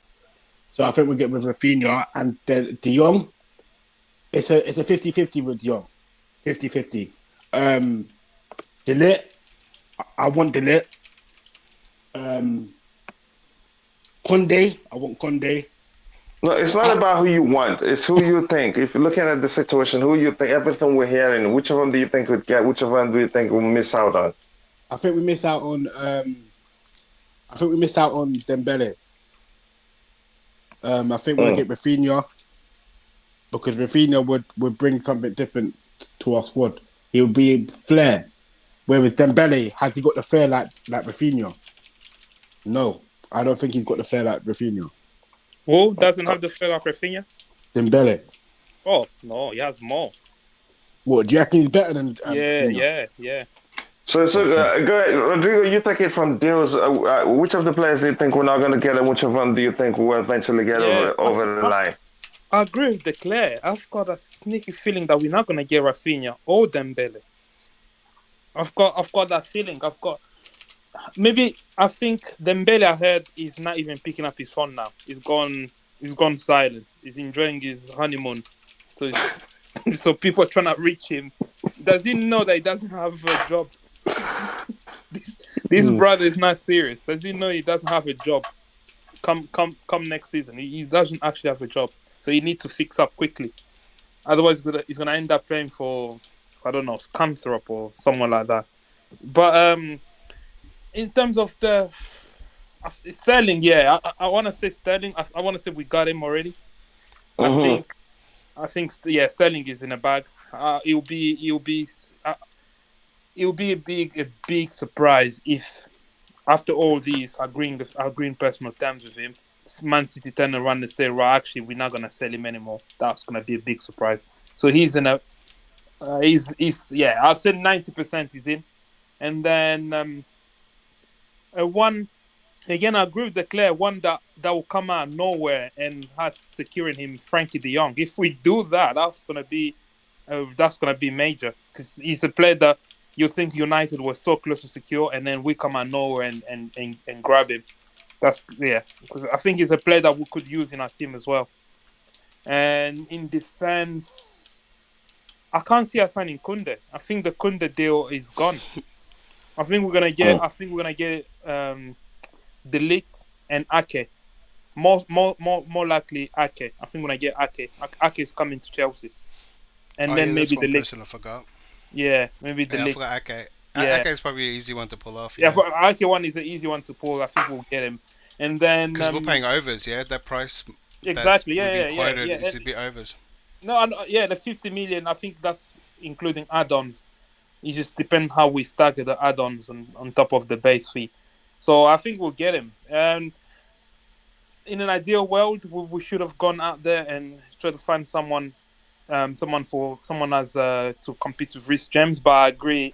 I mean, if I'm Dujan Sterling again, these young players, they need to look at this as this is the best time. If you're a young defender at Chelsea, this is the best time for you to showcase why you should be in this team. And I really hope I'll be watching the preseason closely, like I always do every season. I want to see them take this as a big opportunity. Come on, Dujan Sterling, I'm looking at you. I have to say that something that you and the class said about the deal of Sterling changes everything, especially if it happens sooner. I think the club wouldn't be worried that much if they miss out on Ronaldo. I don't want Ronaldo. I hope he doesn't come, but it doesn't matter if you want him or not. But then quickly, what I want to say is the deal of Sterling changes quite a lot, especially if we sign him if he comes in like this week. Then the club won't take the deal of Raphinha seriously and the deal of Dembele seriously, but which could lead to the club not allowing Ziyech to leave. Again, that's my opinion, but we will see what happens. Nick, coming to you, tell us all the players we're linked with. Which of them do you think will get over the line, and which do you think we'll miss out on?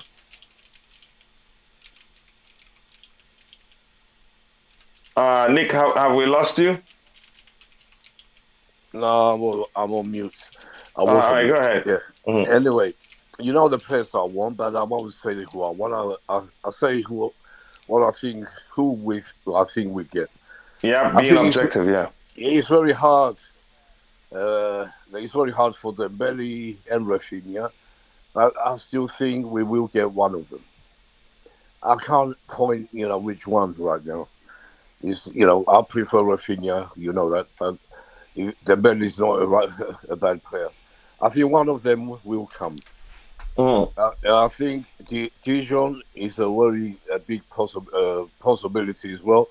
I think we can hijack him because is he going to want to go to United and miss out on the Champions League, or is he going to come with Chelsea where he can win trophies? I see him coming. I see the Ligt coming. He's very, they're negotiating right now. They're asking for a lot of money, I know, but we have a big chance to get him. I think we will get him, and because we ain't gonna get, if we don't get Koulibally or Kounde, the Ligt, we will get. We're not gonna get too many players, like I said. If we get 3 players, we got Sterling. Say we have him, Sterling, Dijon, Raphinha, Dembele or Raphinha. That's 3 players. So we should be happy to have 3 new signings for this window. If we get a 4th one, it's a bonus, and I hope the bonus is a Koulibally because I know legit, but the Ligt, he's a great young player. He's for his age, he's very mature. I know, but still, every young player has mistakes. I would have preferred Koulibally over any other defender, really, just to replace Rudiger. And we ain't going to have that, so it's going to be... We still might, because I know that they haven't given up on him either. So let's see what happens, but it's going to be 3 players. I think Alonso will eventually go to Barcelona. Azpi, it's up to him. He can choose. If he wants to stay, he will stay. No one's going to force him out. And Alonso, I think he could go because of the bust up he had with Tuchel. I think he will go. Yeah, thank you very much for that. Just quickly, the Triple here says if Tuchel being told he has to identify players for sale, then do not be surprised if we sell Broja and Caldwell. I wouldn't be, but I would be pissed off. But then again, how I feel wouldn't change anything. I will be at the Chelsea versus America game in front row. So hopefully they arrange the boxes in front of my sideline so I can witness this. Instructions. Club America, where does that game hold? City have Erling and Chelsea will have Sterling. Again, it makes sense. And the good rhymes there, by the way. Imagine the scenes if we get the Young again. That will piss Manchester United fans off and the club as well. Club America at the US team. Where's that? Is that the Las Vegas game? Again, Luis Rivera say that Club America is a Mexico club. Okay. Just Viola told you... Put the target. Okay, as I thought. I'm not sure. The 2 players that can replace Rudiger are Kimpembe and Koulibally. You could argue that. So coming to you, IBZ, which of the players that we're linked with do you think will get over the line and you think we'll miss out on? A lot. I don't know. Sterling will get. The Ligt will get. Because that looks like that has to be done. That looks like the primary defensive target. Kounde, I don't see it happening. I think the ship has probably sailed unless some miracle happens. Koulibally, again, I see that as probably like when the season's already started and towards the end of the transfer window, that deadline day palaver. I think that will happen. It's very hard to tell, to be honest, unless you get like the targets like agreed personal terms and imminent like Sterling. It's very hard to tell who we'll get. I would like to think we'll get all of our targets, but again, with the situation at hand, probably not. Probably just get 1 or 2, max 3. And we'll just probably have to work on it again in the next coming windows. It's really hard to say, Coach. But Sterling looks like it's happening. The Ligt looks like it can happen if we can push that over the line. I don't know about getting Dembele. Like, why is that not over the line? But it's very hard. It's very hard to say, man. It's one man, Todd Boehly, innit? So how can we get all 6? It'll be a miracle, man. It'll be a hero if he does that by himself. So it's hard to say. Yeah, it's not easy to predict. Again, thank you very much. Again, with that, we'll come to the end of the show. And please, I advise everybody that's watching to go follow all the panelists. You can see the Twitter handles. We have Rodrigo Rogers. I think I'm not sure. I think I have to share the link to his Twitter account like I did the other time. Please go give them a follow. Deals also give the Clyde a follow. Give Nicholas, Nick Blue a follow, give IBZ a follow. I will share the links to their respective social media account, and I've asked for their bios so that I can add it, not their full bio at least.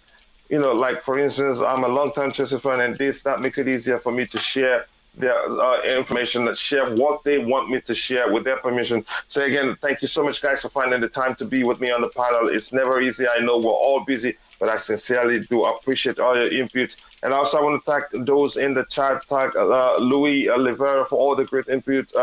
True Blue, Just Viola, the Queen of the House. Thank you very much, Kim So. Thank you very much, Kim So. I sincerely do appreciate you. Tomorrow, I think I will make you a mod. And Alba Ola, thank you very much. He says much love from Brazil. Nice to have you around. And every other person, if I missed your names, apologies. I'm only human. And I hope to see you guys later today in the evening for the evening show or tomorrow for another Blue Morning show. Thanks so much. God bless us all and bye.